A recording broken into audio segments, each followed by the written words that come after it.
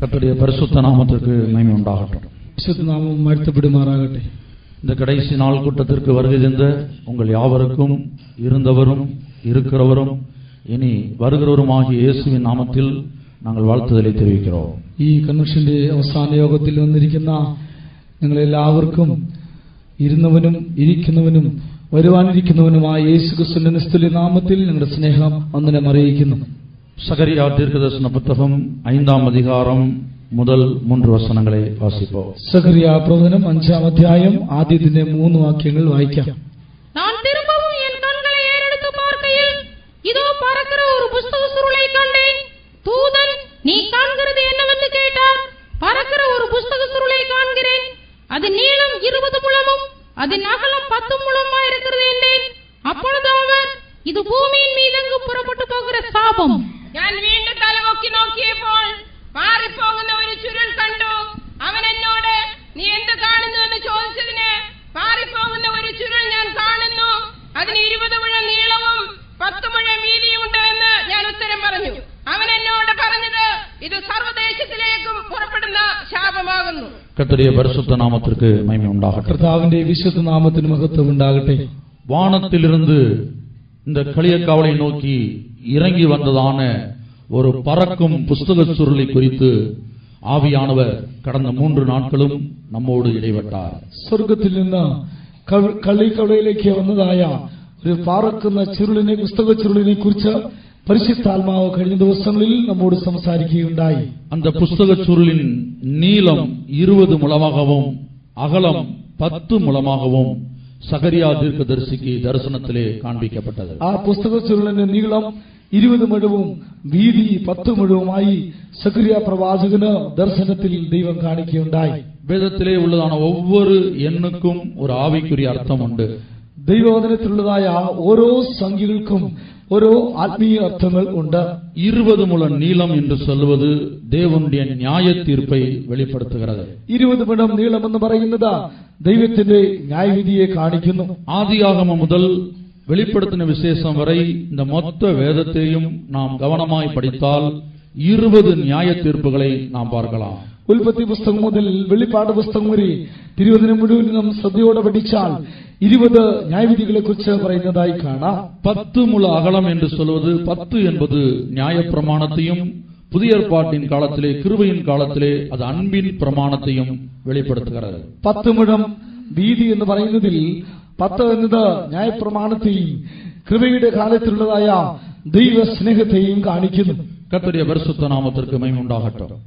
കർത്താവിന്റെ വിശുദ്ധ നാമത്തിന് മഹത്വം ഉണ്ടാകട്ടെ. 20 முழ நீளமும் 10 முழ அகலமும் உள்ளதான ஒரு பறக்கும் சுருள் நம்முடைய மத்தியில் இறங்கி வந்திருக்கிறது. 20 മുഴ നീളവും 10 മുഴവും വീതിയുള്ളതായ പറക്കുന്നതായ ഒരു ചുരുൾ നമ്മുടെ മധ്യയിൽ ഇറങ്ങി വന്നിരിക്കുകയാണ്. தேவனுடைய சுவிசேஷத்துக்கு 2 பக்கம் இருக்கிறது. ദൈവത്തിന്റെ സുവിശേഷത്തിന് 2 വശം ഉണ്ട്. ஏசாயா தீர்க்கதரிசன புத்தகம் 1ஆம் அதிகாரம் 19-20 வசனங்களை குறித்துக் கொள்ளுங்கள். வீட்டில் படித்து பாருங்கள்.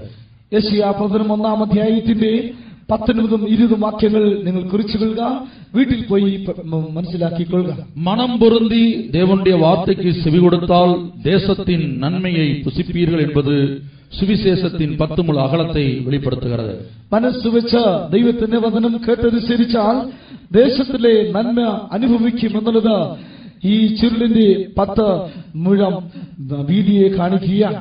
ஆனால் செவிகூடாமல் போனால் பட்டயத்துக்கு இரையாவீர்கள் என்று சொல்வது சுவிசேஷத்தின் 20 முழ நீளமாகிய நியாய தீர்ப்பை வெளிப்படுத்துகிறது. എന്നാൽ മറുത്ത് മത്സരിക്കുന്നുവെങ്കിലോ വാളിനിരയായി തീരും എന്നുള്ളത് സുവിശേഷത്തിന്റെ നീളമായ 20 മുഴം നീളത്തെ കാണിക്കുന്നു. மார்க் 16ஆம் அதிகாரம் 16ஆம் வசனத்தை வாசிக்கும் போது இயேசு சொல்லுகிறார், ஞானஸ்நானம் பெறுகிறவன் ரட்சிக்கப்படுவான், அவன் பரலோகத்திலே பிரவேசிக்கலாம், வானம் அவனுக்கு திறக்கப்படும்.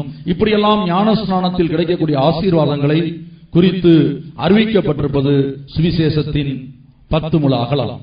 മർക്കോസിന്റെ സുവിശേഷം 16ആം അധ്യായത്തിന്റെ 16ആം വാക്യം നാം വായിക്കുമ്പോൾ അവിടെ യേശു പറഞ്ഞിരിക്കുന്നത്, വിശ്വസിക്കുന്നവൻ സ്നാനപ്പെടുന്നവൻ രക്ഷിക്കപ്പെടും, സ്വർഗം അവനായി തുറക്കപ്പെടും, അവൻ സ്വർഗരാജ്യത്തിൽ പ്രവേശിക്കും.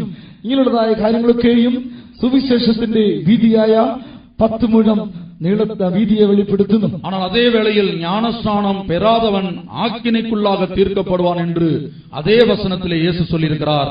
அது சுவிசேஷத்தின் 20 முழ நீளத்தை காட்டுகிறது. എന്നാൽ അതേ സമയം വിശ്വസിക്കാത്തവൻ ശിക്ഷാവിധിയിൽ അകപ്പെടും എന്നും യേശു അതേ വാക്യത്തിൽ പറഞ്ഞിരിക്കുന്നു. അത് സുവിശേഷത്തിന്റെ നീളമായ 20 മുഴത്തെ വെളിപ്പെടുത്തുന്നു. இனி அபிஷேகத்தை பற்றிய உபதேசத்தை படிக்கும்போது ரோமர் 8ஆம் அதிகாரத்திலே வாசிக்கும்போது ஆவியினாலே சரீரத்தின் செய்கைகளை அழித்தால் பிழைப்பீர்கள் என்பது 10 முழ அகலத்தை காட்டுகிறது.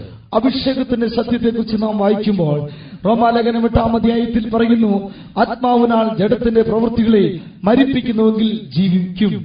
ஆனால் சரீரத்தின் செய்கைகளை ஒவ்வொரு நாளும் நீங்கள் ஆவியிலே நிரம்பி அழிக்காவிட்டால், அபிஷேகம் பெற்று இருந்தாலும் நீங்கள் ஆவியிலே நிரம்பி உங்கள் சரீரத்தின் செய்கைகளை அழிக்காமல் மாம்சத்தில் ஜீவித்தால் சாவீர்கள் என்பது 20 முழ நீளத்தை நியாயத்தீர்ப்பை வெளிப்படுத்துகிறது. എന്നാൽ നിങ്ങൾ അഭിഷേകം പ്രാപിച്ചവരായിരുന്നാലും ആത്മാവിൽ നിറഞ്ഞ് ജഡത്തിന്റെ പ്രവൃത്തികളെ മരിപ്പിക്കാതെ ജഡപ്രകാരം ജീവിക്കുന്നുവെങ്കിൽ നിങ്ങൾ മരിക്കും എന്നുള്ളത് സുവിശേഷത്തിന്റെ നീളമായ 20 മുഴത്തെ വെളിപ്പെടുത്തുന്നു. இப்படி ஒவ்வொரு படிக்கும் உபதேசத்தின் ஒவ்வொரு படிக்கும் ஒரு நீளமும் ஒரு அகலமும் இருக்கிறது. ഇങ്ങനെ ഉപദേശത്തിന്റെ ഓരോ സ്റ്റെപ്പുകൾക്കും നീളവുമുണ്ട് അകലവുമുണ്ട്. இனி விசுவாச ஜீவியத்தை நாம் எடுத்துக்கொண்டால் யோவான் 5ஆம் அதிகாரம் 24ஆம் வசனத்தில் விசுவாச ஜீவியம் செய்கிறவர்களுக்கு கிடைக்கிற ஆசீர்வாதத்தை, அந்த அன்பின் பக்கத்தை, 10 முழ அகலத்தை யோவான் 5:24 சொல்லியிருக்கிறார். യോഹന്നാന്റെ സുവിശേഷം 5:24 വാക്യത്തിൽ നാം വായിക്കുമ്പോൾ വിശ്വാസ ജീവിതം ചെയ്യുന്നവർക്കുള്ളതായ നന്മകൾ വിശ്വാസ ജീവിതത്തിന്റെ സുവിശേഷത്തിന്റെ വീതിയെ കാണിക്കുന്നു.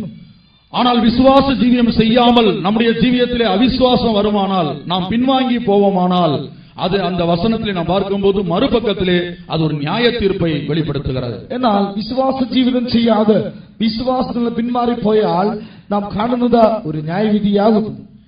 இந்த பறக்கும் சுருள் பரலோகத்திலிருந்து இறங்கி வந்திருக்கிறது. இதற்கு ஒரு நீளத்தை பார்க்கிறோம், இதற்கு ஒரு அகலத்தை பார்க்கிறோம். ഈ പറക്കുന്നതായി ചുരുൾ സ്വർഗത്തിൽ നിന്ന് ഇറങ്ങി വന്നിരിക്കുന്നു. അതിന് നീളവുമുണ്ട്, അതിന് വീതിയുമുണ്ട്. அகலம் மாத்திரம் இருக்குமானால் அது ஒரு புஸ்தகமாய் காணப்பட முடியாது.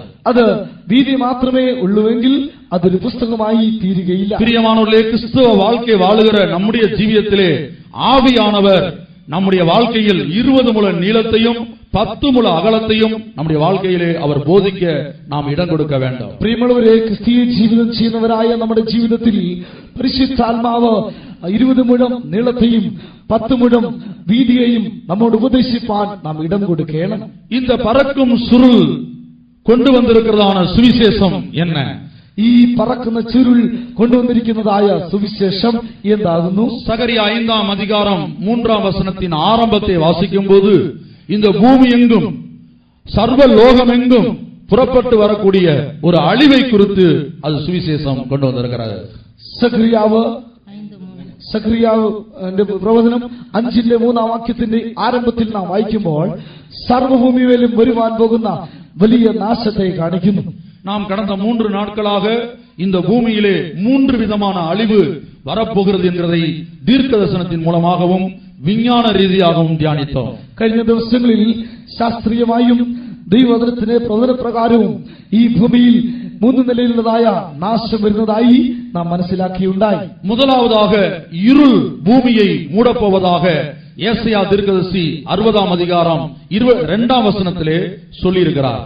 ഒന്നാമതായി ഇരുൾ ഭൂമിയെ മൂടുന്നതായി പ്രവാചകനായ യെശയ്യാവ് 60ആം അധ്യായത്തിന്റെ 2ആം വാക്യത്തിൽ പറഞ്ഞിരിക്കുന്നു. அதை இன்றைக்கு நாம் அனுபவித்துக் கொண்டிருக்கிறோம். അത് ഇന്ന് നാം മനസ്സിലാക്കിക്കൊണ്ടിരിക്കുന്നു. அதை விஞ்ஞானிகளுடைய நிரூபித்ததான விஷயத்தை நாம் கடந்த நாட்களில் தியானித்தோம். ശാസ്ത്രജ്ഞന്മാരൊക്കെയും തങ്ങളുടെ ഗവേഷണപരമായിട്ടുള്ളതായ തെളിവുകളെയും നാം കഴിഞ്ഞ ദിവസം ചിന്തിച്ചുണ്ടായി. இரண்டாவதாக இந்த பூமியை வல்லரசு நாடுகள் கண்டுபிடித்திருக்கான அணு ஆயுதங்கள் மூலமாக ஒரு அழிவு இந்த பூமிக்கு வரப்போகிறது. 2 பேதுரு 3ஆம் அதிகாரம் 10ஆம் வசனத்தை அடிப்படையாக கொண்டு விஞ்ஞான ரீதியாக யுரேனியத்தின் மூலமாக உண்டாகிற அழிவை நாம் தியானித்தோம். 2 പത്രോസ് 3ആം അധ്യായത്തിന്റെ 10ആം വാക്യത്തിന്റെ അടിസ്ഥാനത്തിൽ ഇന്ന് ലോകത്തിലുള്ളതായ വൻ ശക്തികളായ രാജ്യങ്ങളൊക്കെയും കണ്ടുപിടിച്ചിരിക്കുന്നതായ അണുബോംബുകൾ നിമിത്തമായി ഈ ഭൂമിയിൽ വലിയൊരു നാശം സംഭവിക്കുമെന്ന് ശാസ്ത്രീയമായി കഴിഞ്ഞ ദിവസവും നാം കാണുകയുണ്ടായി. இனி மூன்றாவதாக லூக்கா 21ஆம் அதிகாரம் 25ஆம் வசனத்திலே இயேசு இந்த பூமிக்கு வரக்கூடிய அழிவை குறித்து சொல்லும்போது சூரியனிலும் சந்திரனிலும் நட்சத்திரங்களிலும் மாற்றங்கள் உண்டாவது நிமித்தமாக இந்த பூமியிலே உண்டாகிற கொள்ளை நோய்கள், பஞ்சங்கள், சுனாமிகள், இன்னும் பல்வேறு விதமான பூகம்பங்கள். മൂന്നാമതായി ലൂക്കോസിന്റെ സുവിശേഷം 21ആം അധ്യായത്തിന്റെ 25ആം വാക്യപ്രകാരം ആകാശത്തിലും നക്ഷത്രങ്ങളിലും സൂര്യനിലുമൊക്കെയും പലവിധമായ മാറ്റങ്ങൾ ഉണ്ടാകുന്നതിനാൽ ഈ ഭൂമിയിൽ ക്ഷാമങ്ങൾ, ഭൂകമ്പങ്ങൾ, മഹാവ്യാധികൾ ഒക്കെ ഉണ്ടാകുന്നു. ഇത് ഭൂമിക്ക് വരുവാൻ പോകുന്ന വലിയൊരു നാശമാകുന്നു എന്ന് മനസ്സിലാക്കിയുണ്ടായി. இந்த பூமி சந்திக்க இருக்கிற அழிவை வேதம் இரண்டாக பிரித்து கூறுகிறது. ഈ ഭൂമിയിൽ നേരിട്ടുകൊണ്ടിരിക്കുന്നതായ നാശത്തെ രണ്ടായി തിരുവചനം വിഭജിച്ചിരിക്കുന്നു. ஒன்று ஆண்டவராகிய இயேசு கிறிஸ்துவின் ரகசிய வருகைக்கு முன்பாக இந்த பூமியிலே சம்பவிக்கிற அழிவு. ഒന്ന് കർത്താവായ യേശു ക്രിസ്തുവിന്റെ രഹസ്യവരവിന് മുൻപായി ഈ ഭൂമിയിൽ നേരിടുന്ന നാശം. அது எதற்காக? അതെന്തിനു വേണ്ടി? தேவ ஜனங்கள் இந்த எச்சரிப்பை கேட்டு தங்கள் தலைகளை உயர்த்தி தங்கள் மீட்பு சமீபம் என்பதை அறிந்து உயிர்ப்பிக்கப்படும்படியாக இந்த அழிவை நம்முடைய நாட்களிலே அங்கும் இங்குமாக நாம் காணத்தக்கதாக, கேட்கத்தக்கதாக தேவன் அனுமதிக்கிறார். ദൈവമക്കൾ ഈ മുന്നറിയിപ്പ് കേട്ട് മനസ്സിലാക്കി തങ്ങളുടേതായ വീണ്ടെടുപ്പ് നാൾ അടുത്ത് വരുന്നത് കൊണ്ട് നിവർന്ന് തല ഉയർത്തുവാൻ വേണ്ടി നമ്മുടെ കാലത്ത് തന്നെ അവിടെയും ഇവിടെയുമായി ഈ വിധമായ നാശങ്ങൾ സംഭവിച്ചുകൊണ്ടിരിക്കുന്നു. பொதுவாக ஒரு கோழியை எடுத்துக்கொண்டால் நீங்கள் குஞ்சுகள் அங்கும் இங்குமாக ஆகாரத்தை சாப்பிடுகிற வேளையில சாதாரணமாய் கோழி கொடுக்கிற சத்தத்திற்கும் சில வேளை கழுகு ஒரு சத்துருவை பார்த்து விட்டால் அந்த கோழி தன்னுடைய குஞ்சுகளை கூட்டி சேர்க்கும்படியாக கொடுக்கிறதான வித்தியாசமான எச்சரிப்புக்கும் ரெண்டுக்கு வித்தியாசம் இருக்கிறது. ഒരു കോഴി തന്റെ കുഞ്ഞുങ്ങളുമായിട്ടുള്ളതായ സഹവാസത്തിൽ കുഞ്ഞുങ്ങൾ പലയിടങ്ങളിൽ തീറ്റി തിന്നുമ്പോൾ ആ സാധാരണ തള്ളക്കോഴി പുറപ്പെടുവിക്കുന്നതായ ശബ്ദവും എന്നാൽ കുഞ്ഞുങ്ങളെ ആക്രമിക്കുവാനായിട്ട് ശത്രു വരുമ്പോൾ പുറപ്പെടുവിക്കുന്ന ശബ്ദവും തമ്മിൽ വ്യത്യാസമുള്ളതാകുന്നു. ஓசியா 8ஆம் அதிகாரம் 1ஆம் வசனத்திலே வாசிக்கும்போது இதோ கர்த்தருடைய வீட்டின் மேல் சத்துரு கழுகை போல் பறந்து வருகிறான். ഹോശേയ 2:1 വാക്യം വായിക്കുമ്പോൾ ഇതാ കർത്താവിന്റെ ഭവനത്തിന്മേൽ ശത്രു കഴുകനെ പോലെ വരുന്നു. நம்முடைய இயேசுவை குறித்து பார்க்கும்போது அவர் தன்னை ஒரு கோழியாக ஜனங்களுக்கு அறிமுகப்படுத்தி இருக்கிறார். കർത്താവായ യേശു ക്രിസ്തു തന്നെ ഒരു കോഴി എന്ന നിലയിൽ പരിചയപ്പെടുത്തുന്നതായി കാണാം. எருசலேமே எருசலேமே தீர்க்கதரிசிகளை கொலை செய்து உன்னிடத்தில் அனுப்பப்பட்டவர்களே என்கிற வசனத்துல இயேசு தன்னை ஒரு கோழியாக அறிமுகப்படுத்தி இருக்கிறார். യെരൂശലേമേ യെരൂശലേമേ പ്രവാചകന്മാരെ കൊല്ലുകയും നിന്റെ അടുക്കൽ അയക്കുന്നവരെ കല്ലെറിയുകയും ചെയ്യുന്നവളെ എന്നുള്ളതായ വചനപ്രകാരം വചനത്തിൽ യേശു ഒരു കോഴി എന്ന നിലയിൽ സംസാരിച്ചിരിക്കുന്നു. இப்ப சாதாரணமாக இயேசு ஜனங்களுக்கு பண்ணுகிற அந்த குஞ்சுகளுக்கு கொடுக்கிற ஆகாரம் தேவ ஜனங்களாகிய நமக்கு கொடுக்கிற உபதேசங்களை காட்டுகிறது. സാധാരണയായ കർത്താവായ യേശു ക്രിസ്തു കുഞ്ഞുങ്ങൾക്ക് കൊടുക്കുന്ന ആഹാരം എന്ന് പറയുന്നത് ദൈവമക്കളായ നമുക്ക് നൽകുന്ന ദൈവിക ഉപദേശമാകുന്നു. ஆனால் அதே வேளையில சத்துரு வரக்கூடிய சமயத்தில் சத்துருவின் பிடியிலிருந்து அந்த அழிவிலிருந்து நம்மை பாதுகாக்கும்படியாக வித்தியாசமான ஒரு சத்தத்தோடு இயேசு இந்த களியக்காவலைக்கு வந்திருக்கிறார். എന്നാൽ അതേ സമയം ശത്രു വരുന്ന സാഹചര്യത്തിൽ ശത്രുവിന്റെ പിടിയിൽ നിന്ന് നാം വിടുതൽ പ്രാപിപ്പാൻ വേണ്ടി വ്യത്യസ്തമായ ഒരു ശബ്ദത്തോടുകൂടെ ഈ കളിക്കുളയിലേക്ക് കർത്താവായ യേശു വന്നിരിക്കുകയാണ്.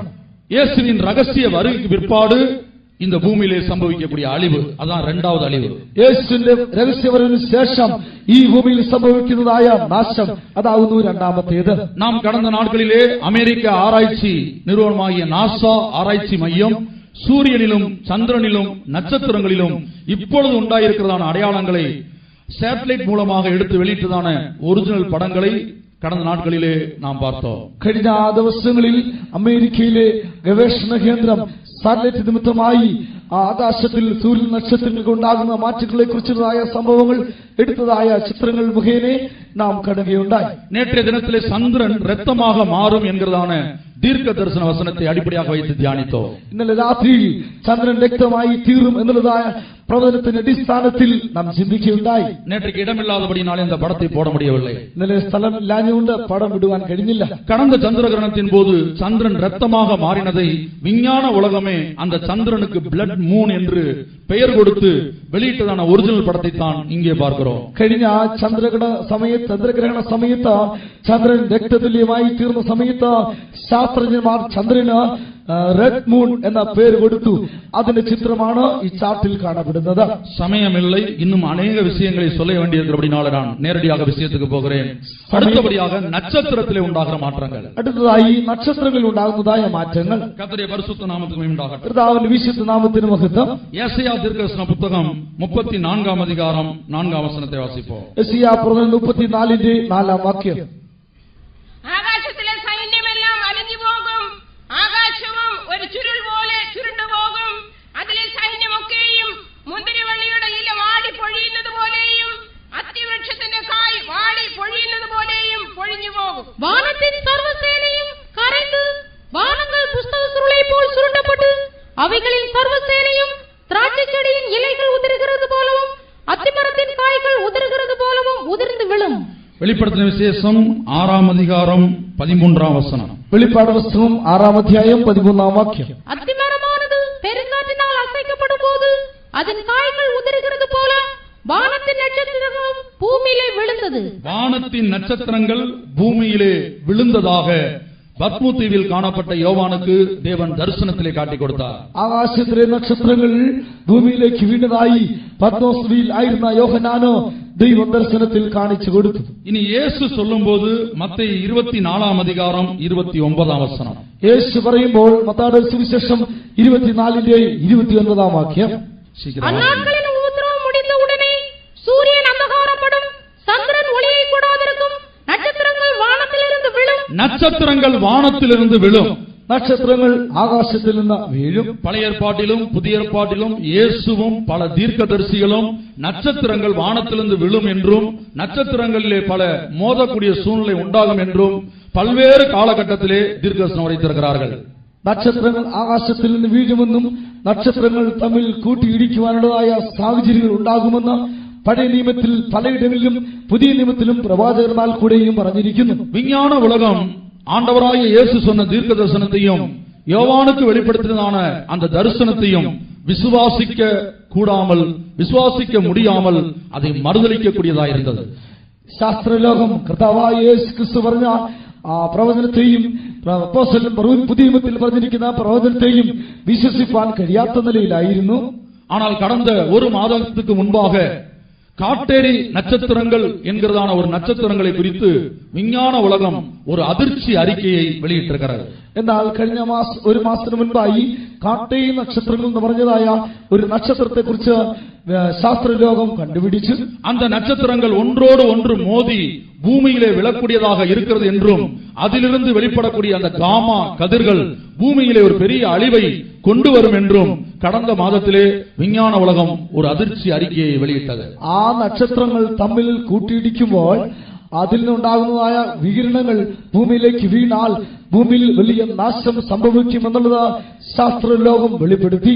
வேதத்திலே சொல்லப்பட்டதான ஒவ்வொரு தீர்க்கதரிசன வசனத்தையும் விஞ்ஞான உலகம் எதிர்த்து நின்ற ஒரு காலம் இருந்தது. തിരുവചനത്തിൽ പറഞ്ഞിരിക്കുന്നതായ ഓരോ പ്രവചനത്തെയും ശാസ്ത്രലോകം എതിർത്തതായ ഒരു കാലം ഉണ്ടായിരുന്നു. ஆனால் இப்பொழுது விஞ்ஞான உலகம் வேத வசனங்களுக்கு முன்பாக தலைகுனிந்து நின்று கொண்டிருக்கிறது. എന്നാൽ ഇപ്പോൾ ശാസ്ത്രലോകം ദൈവത്തിന്റെ വചനത്തിന് മുൻപാകെ തലകുലിച്ചു നിൽക്കുകയാണ്. 1999 ஆண்டு ஸ்டீவன் லீ என்று சொல்லக்கூடியவர் ஒரு பவர்ஃபுல் டெலஸ்கோப்பின் மூலமாக ஒரு நட்சத்திரத்தை கண்டுபிடித்து அதற்கு காமட் லீ என்று பெயர் கொடுத்தார். 1999 സ്റ്റീവൻ ലീ എന്ന് പറഞ്ഞ ഒരു ശാസ്ത്രജ്ഞൻ ഒരു വലിയ ശക്തിയേറിയ നക്ഷത്രത്തെ കണ്ടുപിടിച്ചിട്ട് അതിന് കോമൺ ലീ എന്ന് പേര് കൊടുത്തു. இது 1999 வருஷம். நம்முடைய நாட்களில் நம்ம அந்த செய்தியை 1999 வருஷத்துல நீங்கள் படித்தவர்களுக்கு நன்றாய் தெரியும். செய்தித்தாள் முழுவதும் அதுதான் நியூஸா இருந்தது. 1999 വർഷത്തിൽ വർത്തമാന പത്രത്തിൽ ഒരു പേരിൽ ഇത് തന്നെയായിരുന്നു വിവരണം കൊടുത്തിരുന്നത്. அதனுடைய படத்தை தான் நாசா ஆராய்ச்சி மையம் வெளியிட்ட ஒரிஜினல் படத்தை தான் இங்கே பார்க்கிறோம். അതിന്റെ ഒറിജിനൽ പടമാണ് ഇവിടെ കാണിക്കുന്നത്. இந்த காமட்லி என்று சொல்லக்கூடியதான இந்த குறிக்கப்பட்ட நட்சத்திரத்தை ஸ்டீவன் லீ என்று சொல்லக்கூடிய விஞ்ஞானியும் அவர்களுடைய தலைமையிலே காணப்பட்ட விஞ்ஞானிகள் குழுவும் கவனமாய் ஆராய்ந்து பார்த்தபோது ഈ കോമട്രി എന്ന് പറയുന്നതായി നക്ഷത്രത്തെ സ്റ്റീവൻ ലീ എന്ന ശാസ്ത്രജ്ഞനും തന്റെ ഉപദേഷ്ടാവും ചേർന്ന് വളരെയധികം മനസ്സിലാക്കുകയുണ്ടായി. சூரிய குடும்பத்திலே அந்த நட்சத்திரம் 1999 வருடத்திலே வெடித்து சிதறக்கூடிய ஒரு சூழ்நிலை காணப்பட்டது. സൗരയുദ്ധത്തിലെ ഈ നക്ഷത്രം 1999 സ്ഫോടനം സംഭവിക്കാനുള്ള ഒരു സാഹചര്യം ഉണ്ടായിരുന്നു. பகிரங்கமான அறிக்கையை அன்றைக்கு விஞ்ஞான உலகம் வெளியிடவில்லை என்றால் ஜனங்கள் பயந்து போவார்கள் என்று சொல்லி மேலோட்டமான ஒரு அறிக்கையைத்தான் 1999 வருடம் வெளியிட்டது. ஆனால் சமீப நாட்களிலே தான் உண்மையான அறிக்கையை விஞ்ஞான உலகம் സമർപ്പിച്ചിരിക്കുന്നത്. ഇത് കേട്ടിട്ട് ജനങ്ങൾ ഭയപ്പെടുമെന്ന് വിചാരിച്ചുകൊണ്ട് അതിന്റെ യാഥാർത്ഥ്യമായ വിവരങ്ങളൊക്കെയും ശാസ്ത്രജ്ഞന്മാർ പുറത്തുവിട്ടില്ല. അല്പാൽപമായി മാത്രമാണ് അവർ പുറത്തുവിട്ടത്. சூரிய குடும்பத்திலே அன்றைக்கு 1999 வருடத்திலே இந்த காமெட்லி நட்சத்திரம் வால் நட்சத்திரம் வெடித்து சிதறி இருக்குமானால் ஒரு பெரிய அழிவு இந்த பூமியிலே சம்பவித்திருக்கும். 1999 വർഷത്തിൽ സൗരയുദ്ധത്തിലെ ഈ കോമൺലി എന്ന നക്ഷത്രം സ്ഫോടനം സംഭവിച്ചിരുന്നെങ്കിൽ വലിയൊരു നാശം ഉണ്ടാകുമായിരുന്നു. இரக்கமுள்ளதான நம்முடைய ஆண்டவராகிய இயேசு நமக்குள்ளே ஒரு பூரணம் உண்டாகாதபடினால் அந்த நாளிலே அந்த நட்சத்திரம் வெடிக்காத வண்ணம் வெடித்து சிதறாத வண்ணம் பாதுகாத்தார். കരുണയുള്ളവനായ ദൈവം നമ്മിലൊരു പൂർണ്ണത പ്രാപിക്കേണ്ടതിന് ആ കാലത്ത് ആ നക്ഷത്രത്തിന് സ്ഫോടനം സംഭവിക്കാതെ വണ്ണം ദൈവം കാത്തു. அடுத்தபடியாக சூரிய குடும்பத்திலே வெடித்து சிதறும் என்று எதிர்பார்த்த இந்த காமெட்லி 1999 வருடம் சூரியனில் வெடித்து சிதறாமல் சூரிய குடும்பத்திலே வெடித்து சிதறாமல் பூமியை நோக்கி வந்து கொண்டிருந்ததாக விஞ்ஞான உலகம் அறிக்கை வெளியிட்டது. അടുത്തതായി ശാസ്ത്രലോകം കണ്ടുപിടിച്ചത് ഈ കോമൺലി എന്നതായ നക്ഷത്രം സൂര്യനിൽ സ്ഫോടനം സംഭവിക്കാതെ അതിന് പകരമായി അത് ഭൂമിയോട് അടുത്ത് വരുന്നതായി കണ്ടുപിടിച്ചു. அது பூமியை நோக்கி வந்து கொண்டிருந்த வேளையிலே 1999 வருஷம் முழுவதும் அன்றைக்கு செய்தித்தாளிலே இதுதான் முழு உலகத்திலும் செய்தியாயிருந்தது. അത് ഭൂമിയോട് അടുത്ത് വന്നതായ സമയത്ത് 1999 വർഷത്തിൽ ഒരു വർഷം മുഴുവനും വർത്തമാന പത്രത്തിൽ ഈ ന്യൂസ് ഉണ്ടായിരുന്നു. பூமியை வந்து அந்த வால் நட்சத்திரம் தாக்காத வண்ணம் அதனுடைய திசையை திருப்பும்படியாக விஞ்ஞானிகள் குழு தங்கள் ஞானம் முழுவதையும் செலவழித்தது. അത് ഭൂമിയിൽ വന്ന് ഭൂമിയെ ആക്രമിക്കാതിരിക്കാൻ തക്കവണ്ണം അതിന്റെ ദിശയെ മാറ്റുവാൻ ശാസ്ത്രജ്ഞന്മാർ തങ്ങളുടെ ஞானம் ഉപയോഗിച്ച് വളരെ പരിശ്രമം നടത്തി. அந்த விஞ்ஞானிகள் குழுவிலே ஒரு கிறிஸ்தவ விஞ்ஞானி காணப்பட்டார். ஜேம்ஸ் பி எர்வின் என்று சொல்லக்கூடிய விஞ்ஞானி. அவர் சொன்னார், மனிதன் தன்னுடைய சொந்த ஞானத்தினாலே நட்சத்திரங்களின் திசையை திருப்ப முடியாது. ஆகவே தேவன் உதவி செய்தால் தான் பாதுகாக்கப்பட முடியும். ആ ശാസ്ത്രജ്ഞന്മാരുടെ കൂട്ടത്തിൽ ഒരു ക്രിസ്ത്യാനിയായ ശാസ്ത്രജ്ഞൻ ഉണ്ടായിരുന്നു, ജെയിംസ് ലീ എഡ്വിൻ. താൻ പറഞ്ഞത് മനുഷ്യന് തന്റെ സ്വന്തം ജ്ഞാനപ്രകാരം നക്ഷത്രത്തിന്റെ ദിശ മാറ്റുവാൻ കഴിയുകയില്ല. பிரியமானவர்களே, பூமியை நோக்கி தாக்கும்படியாய் வந்ததான இந்த வால் நட்சத்திரம் எங்கு போனது என்றே தெரியவில்லை.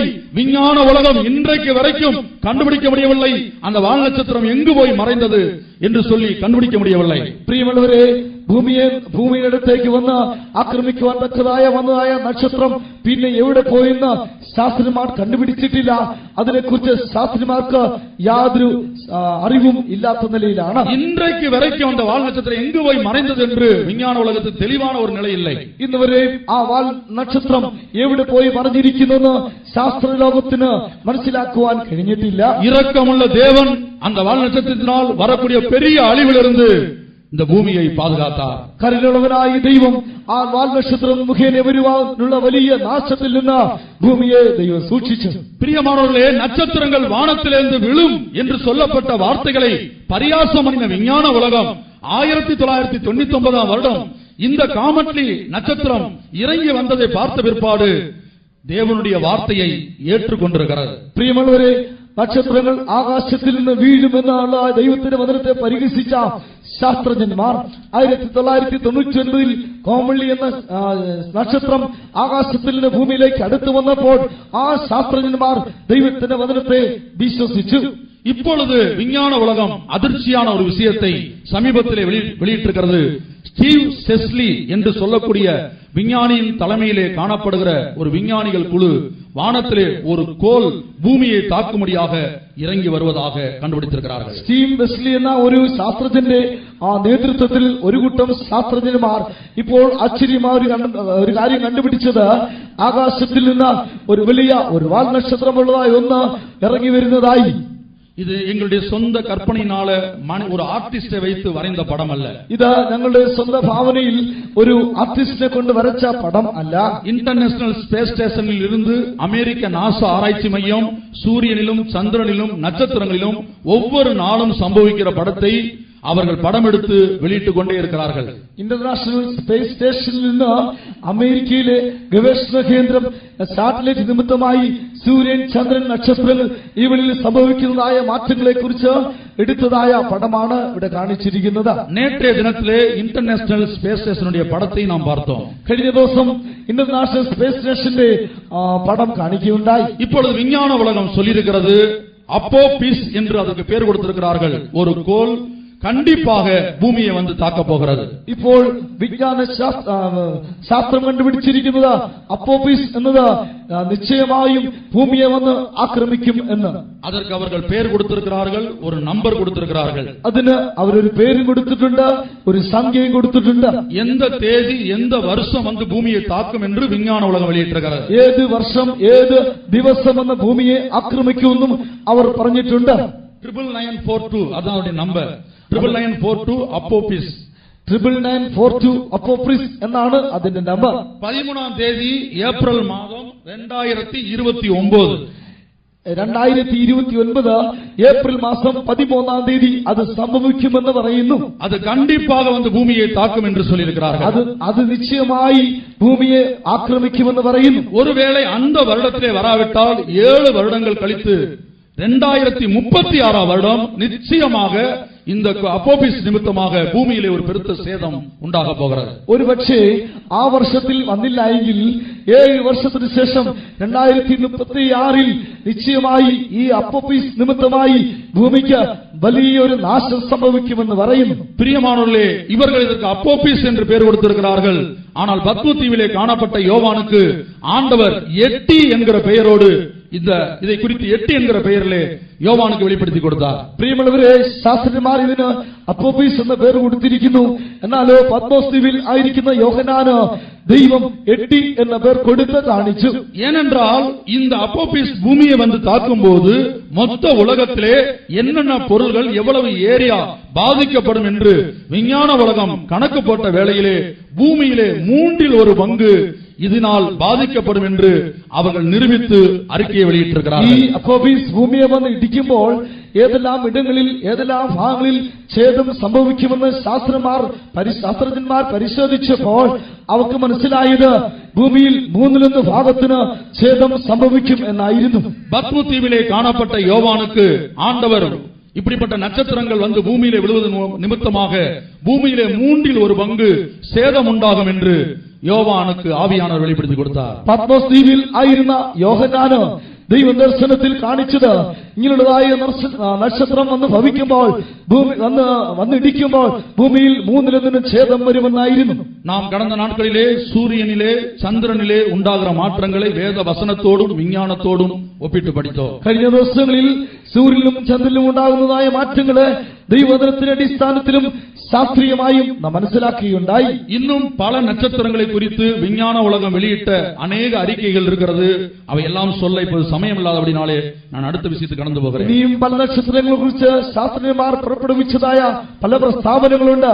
എല്ലാം പറയുവാൻ സമയമില്ലാത്തതിനാൽ മുൻപോട്ട് പോകുന്നു. எசேக்கியேல் தீர்க்கதரிசி, ஏசாயா தீர்க்கதரிசி, யோவேல் தீர்க்கதரிசி, இயேசு கிறிஸ்து, இன்னும் பேதுரு, யோவான் அப்போஸ்தலன், இன்னும் பல்வேறு நபர்கள் இந்த வானத்திலே உண்டாகிற அடையாளங்களை குறித்து மிகவும் தெளிவாக விஞ்ஞானம் கண்டுபிடிக்கப்படுவதற்கு முன்பாக விஞ்ஞானம் வளர்வதற்கு முன்பாக தெளிவாக தீர்க்கதரிசனம் உரைத்திருக்கிறார்கள். എസെക്കിയേൽ പ്രവാചകൻ, യെശയ്യാ പ്രവാചകൻ, യോവേൽ പ്രവാചകൻ, കർത്താവായ യേശു ക്രിസ്തു, പത്രോസ് അപ്പോസ്തലൻ, ഇങ്ങനെയുള്ളതായ പല വ്യക്തികളിൽ കൂടെയും ആകാശത്തിലും ഭൂമിയിലും നക്ഷത്രങ്ങളിലും ഉണ്ടാകുന്നതായ മാറ്റങ്ങളെ കുറിച്ച് പ്രവചന രീതിയിൽ പറഞ്ഞിട്ടുണ്ട്. வெளிப்படுத்தின விசேஷம் 6ஆம் அதிகாரத்திலே சொல்லப்பட்டதான அந்த வசனங்கள் வார்த்தைக்கு வார்த்தை இப்பொழுது நிறைவேறிக் கொண்டிருக்கிறது. ஆண்டவராகிய இயேசு கிறிஸ்துவின் ரகசிய வருகைக்கு பிற்பாடு சூரியன் கருத்த கம்பளியைப் போல மாறும் என்கிறதான அந்த தேவனுடைய வார்த்தையை விஞ்ஞான உலகம் ஏற்றுக்கொண்டு வெளியிட்டதான அந்த சூரியனுடைய கருப்பு படத்தை தான் நேற்றைய தினத்திலே நாம் பார்த்தோம். വെളിപ്പാട് പുസ്തകം 6-ാം അധ്യായത്തിൽ പറഞ്ഞിരിക്കുന്നതായ പ്രവചനങ്ങളൊക്കെയും ഇന്ന് അക്ഷരം നിറവേറിക്കൊണ്ടിരിക്കുകയാണ്. കർത്താവിന്റെ രഹസ്യവരവിന് ശേഷം സൂര്യൻ കരിമ്പടം പോലെ കറുക്കും എന്നുള്ളതായ ആ വചനത്തിന്റെ അടിസ്ഥാനത്തിൽ, ആ വചനവും ശാസ്ത്രീയമായ ഗവേഷണത്തിന്റെ അടിസ്ഥാനത്തിൽ ശാസ്ത്രജ്ഞന്മാർ കണ്ടുപിടിച്ച് തെളിയിച്ചിരിക്കാൻ അവർ ഇപ്പോൾ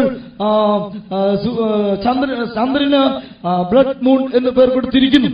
கர்த்தருடைய பரிசுத்த நாமத்துக்கு உண்டாகட்டும். ദൈവത്തിന്റെ പരിശുദ്ധ നാമത്തിന് മഹത്വം ഉണ്ടാകട്ടെ. நட்சத்திரங்கள் வானத்திலிருந்து கீழே விழும். നക്ഷത്രങ്ങൾ ആകാശത്തിൽ നിന്ന് താഴെ വീഴും. ஆண்டவராகிய இயேசு கிறிஸ்துவின் ரகசிய வருகைக்கு பிற்பாடு இந்த சம்பவம் சம்பவிப்பதாக, இந்த தீர்க்கதரிசனம் நிறைவேறுவதாக நட்சத்திரத்தை குறித்து தீர்க்கதரிசனம் சொன்ன தீர்க்கதரிசிகள் தெளிவாக சொல்லியிருக்கிறார்கள். കർത്താവായ യേശു ക്രിസ്തുവിന്റെ വരവിന് മുൻപായി, വരവിന് ശേഷമായി ഈ പ്രവചനങ്ങൾ നിവർത്തിക്കപ്പെടുമെന്ന് പറഞ്ഞിരിക്കുന്ന പ്രവാചകന്മാർ.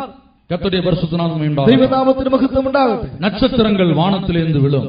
നക്ഷത്രങ്ങൾ ആകാശത്തിൽ നിന്ന് വീഴും. 20 முழ நீளத்தோடும் 10 முழ அகலத்தோடும் இதோ ஒரு பறக்கும் சுருள் வானத்திலிருந்து இறங்கி இந்த களியக்காவலைக்கு வந்திருக்கிறது. 20 മുഴം നീളത്തോടും 10 മുഴം വീതിയോടും കൂടെ ഇതാ ഒരു പറക്കുന്ന ചുരുൾ ആകാശത്തിൽ നിന്ന് ഇറങ്ങി കളിക്കുള്ളിലേക്ക് വന്നിരിക്കുന്നു. நாம் கேட்டபடி அந்த நட்சத்திரம் ஒரு 20 முழ நீளமாகிய தேவனுடைய நியாய தீர்ப்பையும் 10 முழ அகலமாகிய தேவனுடைய அன்பின் பக்கத்தையும் இந்த நட்சத்திரம் சுவிசேஷமாக கொண்டு வந்திருக்கிறது. നാം കേട്ടതുപോലെ ചുരുളിന്റെ നീളമായ 20 മുഴം ദൈവത്തിന്റെ ന്യായവിധിയെയും അതിന്റെ വീതി 10 മുഴം ദൈവത്തിന്റെ സ്നേഹമായി അതിനെ വെളിപ്പെടുത്തുന്നു. നക്ഷത്രം സുവിശേഷമായി കൊണ്ടുവന്നിരിക്കുന്നു. கர்த்தருடைய பரிசுத்த நாமத்துக்கு உண்டாகட்டும். ദൈവത്തിന്റെ വിശുദ്ധ നാമത്തിന് മഹത്വം. நாம் இதுவரைக்கும் வேத வசனத்திலிருந்தும் விஞ்ஞான ரீதியாக சுருக்கமாய் தான் எனக்கு சொல்ல முடிந்தது, சமயமில்லை. ஆகவே சுருக்கமாய் சொல்லிவிட்டு நான் கடந்து போகிறேன். இது கடைசி நாள் கூட்டமாக இருக்கிறபடினா ഇത് അവസാന നാൾ യോഗമായതുകൊണ്ട് ചുരുക്കമായി പറഞ്ഞു പോകുന്നു. கர்த்தருடைய பரிசுத்த நாமத்துக்கு மகிமை உண்டாகட்டும். ദൈവത്തിന്റെ വിശുദ്ധ നാമത്തിന് മഹത്വം. இதுவரை எழுத்தின்படியாக வானத்திலே காணப்படுகிற நட்சத்திரங்கள் பூமியிலே விழும், ஒரு பெரிய அழிவை உண்டாக்கும் என்று விஞ்ஞானம் வெளியிட்டதான இந்த செய்தி நட்சத்திரம் கொண்டு வருகிற 20 முழ நியாயத்தீர்ப்பை வெளிப்படுத்துகிறது. ഇതുവരെ ആകാശത്തിൽ വീഴുന്ന നക്ഷത്രങ്ങളുടെ മാറ്റം ഭൂമിയിൽ വലിയൊരു നാശം കൊണ്ട് സംഭവിക്കുമെന്ന് നക്ഷത്രം കൊണ്ടിരുന്ന സുവിശേഷത്തെ വെളിപ്പെടുത്തുന്നു. நியாயத்தீர்ப்பின் சுவிசேஷத்தை வெளிப்படுத்துகிறது. ന്യായവിധിയുടെ സുവിശേഷത്തെ വെളിപ്പെടുത്തുന്നു. இனி நட்சத்திரம் ஒரு 10 முழ அகலமாகிய ஒரு அன்பின் சுவிசேஷத்தை இந்த நட்சத்திரம் ஆவிக்குரிய பிரகாரமாக கொண்டு வந்திருக்கிறது. ഇനി ഈ നക്ഷത്രം ഒരു സ്നേഹത്തിന്റെ സുവിശേഷത്തെ ആത്മീയമായ നിലയിൽ കൊണ്ടുവരുന്നു. அந்த பறக்கும் சுருளின் நீளம் 20 முழம். ആ പറക്കുന്ന ചുരുളിന്റെ നീളം 20 മുഴം. அது தேவனுடைய நியாய தீர்ப்பை காட்டுகிறது. അത് ദൈവത്തിന്റെ ന്യായവിധിയാകുന്നു. இதுவரை எழுத்தின்படியாக அந்த நட்சத்திரம் வானத்திலிருந்து கீழே விழும்போது பூமியிலே சம்பவிக்கக்கூடிய அழிவு, அதுதான் நியாய தீர்ப்பு. அதை குறித்து சுவிசேஷமாக அறிவித்தது. ഇതുവരെ അക്ഷരീയമായി ആ നക്ഷത്രം ആകാശത്തിൽ വീഴുമ്പോൾ വലിയ നാശം സംഭവിക്കുന്നു. അത് സുവിശേഷത്തിന്റെ ന്യായവിധിയെ കാണിക്കുന്നു. ஆனால் அதே வேளையில் இந்த நட்சத்திரம் ஒரு ஆவிக்குரிய தேவனுடைய அன்பின் பக்கத்தை 10 முழ அகலத்தை இதோ இப்பொழுது அறிவிக்க போகிறது. എന്നാൽ അതേസമയം ഈ നക്ഷത്രം ആത്മീയമായി ദൈവസ്നേഹത്തിന്റെ വശത്തെയും ഇപ്പോൾ അറിയിക്കുവാൻ പോകുന്നു. வெளிப்படுத்தின விசேஷம் 12ஆம் அதிகாரத்திலே நாம் வாசிக்கும் போது இனிமேல் வரக்கூடிய அழிவிலிருந்து தேவ ஜனங்கள் தப்பும்படியாக அல்லது இயேசுவின் ரகசிய வருகையில் எடுத்துக் கொள்ளப்பட என்ன செய்ய வேண்டும்? വെളിപ്പാട് പുസ്തകം 12-ാം അധ്യായം നാം വായിക്കുമ്പോൾ ഇനിമേൽ വരുവാൻ പോകുന്നതായ നാശത്തിൽ വിടുവിക്കപ്പെടേണ്ടതിന് കർത്താവായ യേശുക്രിസ്തു രഹസ്യവരവിൽ ചേർത്തുകൊള്ളപ്പെടേണ്ടതിന് ദൈവസഭ എന്ത് ചെയ്യണം? 12ஆம் அதிகாரம் 1ஆம் வசனம். 12-ാം അധ്യായത്തിന്റെ 1-ാം വാക്യം. அன்றையும் ஒரு பெரிய அடையாளம் வானத்திலே காணப்பட்டது. ஒரு ஸ்திரீ சூரியனை அணிந்திருந்தாள். அவள் பாதங்களின் கீழே சந்திரனும் அவள் சிரசின் மேல் 12 நட்சத்திரங்களும் உள்ள கிரீடமும் இருந்தன. பிரியமானவர்களே, வெளிப்படுத்தின விசேஷம் 6ஆம் அதிகாரத்திலே எழுத்தின்படியான சூரியன், சந்திரன், நட்சத்திரங்களுக்கு உண்டாகக்கூடிய அழிவை குறித்து யோவானுக்கு வெளிப்படுத்தப்பட்டது. പ്രിയമുള്ളവരെ, വെളിപ്പാട് പുസ്തകം 6-ാം അധ്യായത്തിൽ അക്ഷരീയമായി സൂര്യനിലും ചന്ദ്രനിലും നക്ഷത്രങ്ങളിലും ഉണ്ടാകുന്ന വ്യത്യാസങ്ങളെ കുറിച്ച് കാണുകയുണ്ടായി. ஆனால் அதே வேளையில் 12ஆம் அதிகாரத்திலே ஒரு ஆவிக்குரிய சூரியன், ஆவிக்குரிய சந்திரன், ஆவிக்குரிய நட்சத்திரங்களை குறித்து யோவானுக்கு வெளிப்படுத்தப்பட்டது. എന്നാൽ അതേ സമയം വെളിപ്പാട് പുസ്തകം 12-ാം അധ്യായത്തിൽ ഒരു ആത്മീയമായ സൂര്യൻ, ആത്മീയമായ ചന്ദ്രൻ, ആത്മീയമായ നക്ഷത്രങ്ങളെ യോഹന്നാന് ദൈവദർശനത്തിൽ കൊടുത്തു.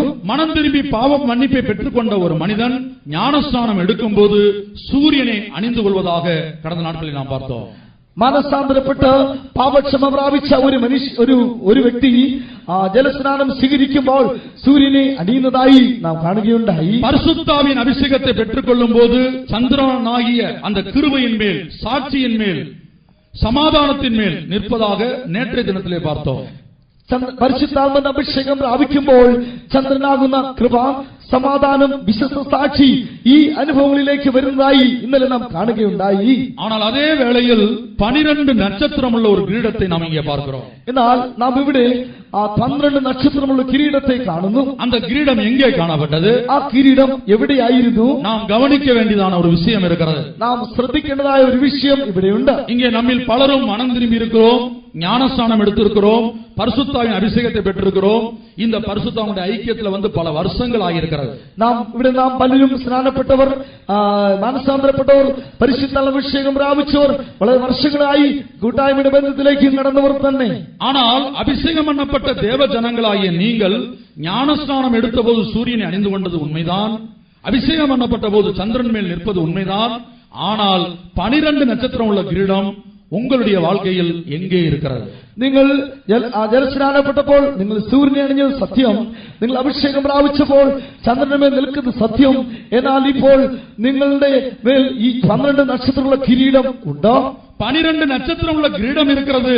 ஆனால் இப்பொழுது கேள்வி, அது எங்கே இருக்கிறது? 12 നക്ഷത്രമുള്ള കിരീടം ഉണ്ട്. എന്നാൽ ചോദ്യം, അതിപ്പോൾ എവിടെയാകുന്നു? பொதுவாக மற்ற மதங்கள்ல ஒரு குறிக்கப்பட்ட ஏரியாக்கள்ல ஆண்கள் கால்கள்ல ஒரு சிலம்பு போடுவாங்க, சிலம்புன்னு சொல்லுவாங்க, கால்கள்ல போடுவாங்க. ചില ഇടങ്ങളിൽ പുരുഷന്മാർ കാലിൽ ഒരു ചങ്ങല പോലെ ഒന്ന് അണിയും. சில இடங்கள்ல பெண்கள் போடுவாங்க ഒരു ചിലമ്പ പോലുള്ള ഒന്ന് അണിയും. அதுபோல இன்றைக்கு அநேக தேவனுடைய பிள்ளைகளுடைய வாழ்க்கையில தலையிலே காணப்பட வேண்டிய 12 நட்சத்திரம் உள்ள கிரீடத்தை தலையிலே வைப்பதற்கு பதிலாக இன்றைக்கு அலையர் காலில் மாட்டிட்டு நடக்கிறாங்க. അതുപോലെ തന്നെ ആത്മീയമായി ഇന്ന് അനേക ദൈവമക്കളുടേതായ ജീവിതത്തിൽ തലയിൽ വെക്കേണ്ടതായ കിരീടം ഇന്ന് കാലിലാണ് കാണപ്പെടുന്നത്. அப்போஸ்தலருடைய உபதேசத்தில் பரிசுத்தவானுடைய ஐக்கியத்திலே நாம் வந்துவிட்டோம் என்று மேன்மை பாராட்டுவது உண்மைதான். അപ്പോസ്തലന്മാരുടെ ഉപദേശത്തിൽ വിശുദ്ധന്മാരുടെ കൂട്ടായ്മയിലേക്ക് നാം വന്നത് എന്ന് പ്രശംസിക്കുന്നത് സത്യം. ஆனால் கர்த்தருடைய ஆவியானவர் யோவானுக்கு வெளிப்படுத்தி கொடுத்தாரே, எடுத்துக்கொள்ளப்படக்கூடிய ஒரு சபையை குறித்து, அந்த ஸ்திரீயின் கால்களில் அல்ல தலையிலே, சிரசிலே 12 നക്ഷത്രം ഉള്ള കിരീടം കാണപ്പെട്ടത്. എന്നാൽ ദൈവത്തിന്റെ ആത്മാവ് യോഹന്നാൻ അപ്പോസ്തലൻ വെളിപ്പെടുത്തി കൊടുത്തത് ആ സ്ത്രീയിൽ മേലുള്ളതായ 12 നക്ഷത്രമുള്ള കിരീടം കാലിലല്ല, പിന്നെയോ അവരുടെ തലയിലായിരുന്നു. தலையில இருப்பதுனா என்ன, காலில் இருப்பதுனா என்ன என்பதை இந்த கூட்டம் முடியும் போது உங்களுக்கு விளங்கும். തലയിൽ ഇരിക്കുന്നത് എന്താകുന്നുവെന്നും കാലിലായിരിക്കുന്നത് എന്താകുന്നുവെന്നും യോഗം കഴിയുമ്പോൾ നിങ്ങൾക്ക് മനസ്സിലാകും. இந்த கூட்டம் முடித்தபோது நம்முடைய ஒவ்வொருத்தருடைய மனசாட்சியும் சொல்லும், இதுவரைக்கும் என்னுடைய வாழ்க்கையில அது தலையில இருந்ததா அல்லது காலில் இருந்திருந்தா. ഈ യോഗം കഴിയുമ്പോൾ നമ്മുടെ മനസ്സാക്ഷി പറയും, ഇതുവരെയും എന്റെ ജീവിതത്തിൽ ഈ കിരീടം തലയിലായിരുന്നോ അതോ കാലിലായിരുന്നോ എന്നുള്ളതിനെ കുറിച്ച്. 12 നക്ഷത്രം അപ്പോസ്തലരുടെ ഉപദേശത്തെ വെളിപ്പെടുത്തുகிறது. ഇവിടെ 12 നക്ഷത്രം അപ്പോസ്തലന്മാരുടെ ഉപദേശത്തെ കാണിക്കുന്നു. കിരീടം ഒരു ആളുകയെ വെളിപ്പെടുത്തുகிறது. ഈ കിരീടം ഒരു ഭരണത്തെ, വാഴ്ചയെ കാണിക്കുന്നു. பிரியமானவர்களே, எடுத்துக்கொள்ளப்படுகிற சபை, இயேசுவின் ரகசிய வருகையிலே எடுத்துக்கொள்ளப்படுகிற சபை, அபிஷேகம் பண்ணப்பட்ட தேவனுடைய பிள்ளை, அப்போஸ்தல உபதேசம், அப்போஸ்தல நடத்திப்பு, அந்த ஆளுகைக்குள்ளே தன்னை ஒரு அடிமையாக ஒப்பு கொடுத்திருக்க வேண்டும். പ്രിയമുള്ളവരെ, അഭിഷേകം ചെയ്യപ്പെട്ടതായ ദൈവസഭ യേശുവിന്റെ രഹസ്യത്തിൽ ചേർക്കപ്പെടേണ്ടവർ അപ്പോസ്തലിക ഉപദേശത്തിൽ ഒരു ഭരണത്തിന് വേണ്ടി തങ്ങളെ തന്നെ വാഴ്ചയ്ക്കായി സമർപ്പിച്ചു കൊടുക്കണം. இன்றைக்கு இந்த உலகத்திலே எத்தனையோ சபைகளை நாம் பார்க்கிறோம். ഇന്ന് ലോകത്തിൽ എത്രയോ സഭകളെ നാം കാണുന്നുണ്ട്. ஆனால் 12 நட்சத்திரம் உள்ள கிரீடம் என்று சொல்வது என்றால் என்ன? 12 നക്ഷത്രങ്ങളുള്ള കിരീടം എന്ന് പറയുന്നത് എന്താകുന്നു? முதலாவதாக மத்தேயு 16ஆம் அதிகாரம் 18ஆம் வசனத்திலே வாசிக்கும் போது, பாதாளத்தின் வாசல்கள் மேற்கொள்ளாத ஒரு அப்போஸ்தல சபையை ஆண்டவராகிய இயேசு கிறிஸ்து இந்த பூமிக்கு அறிமுகப்படுத்துகிறார். ഒന്നാമതായി മത്തായിയുടെ സുവിശേഷം 16-18 വാക്യം നാം വായിക്കുമ്പോൾ, പാതാള ഗോപുരങ്ങൾ ജയിക്കില്ല എന്ന് പറഞ്ഞ രീതിയിൽ അവർ അപ്പോസ്തലിക സഭയെ കർത്താവായ യേശു ക്രിസ്തു ഈ ഭൂമിയിൽ സ്ഥാപിച്ചിരിക്കുന്നതായി കാണാം. மத்தேயு 16-18 ஒரு வசனம், ஒரு பாஷையில வாசிங்க. மேலும் நான் உனக்கு சொல்லுகிறேன், நீ பேதுருவாய் இருக்கிறாய், இந்த கல்லின் மேல் என் சபையை கட்டுவேன், பாதாளத்தின் வாசல்கள் அதை மேற்கொள்வதில்லை. பாதாளத்தின் வாசல்களால் மேற்கொள்ள முடியாத ஒரு மெய்யான இயேசுவால் இந்த பூமியிலே ஸ்தாபிக்கப்பட்ட அப்போஸ்தல சபை. പാതാളത്തിന്റെ പാതാള ഗോപുരങ്ങൾ ജയിക്കപ്പെടുവാൻ കഴിയാത്തതിലുള്ളതായ ഒരു അപ്പോസ്തലിക സഭയെ കർത്താവായ യേശുക്രിസ്തു ഈ ഭൂമിയിൽ സ്ഥാപിച്ചിരിക്കുന്നു. இந்த பாதாளம் என்கிற வார்த்தையை கேட்கும்போது பாதாளத்தை பற்றி வேதத்திலே பல்வேறு தீர்க்கதரிசிகள் வசனம் சொன்னார்கள். ഈ പാതാളം എന്ന വാക്ക് കേൾക്കുമ്പോൾ പാതാളത്തെക്കുറിച്ച് തിരുവചനത്തിൽ അനേക പ്രവാചകന്മാർ പ്രവചിച്ചിട്ടുണ്ട്. பாதாளம் எங்கே இருக்கிறது? പാതാളം എവിടെ?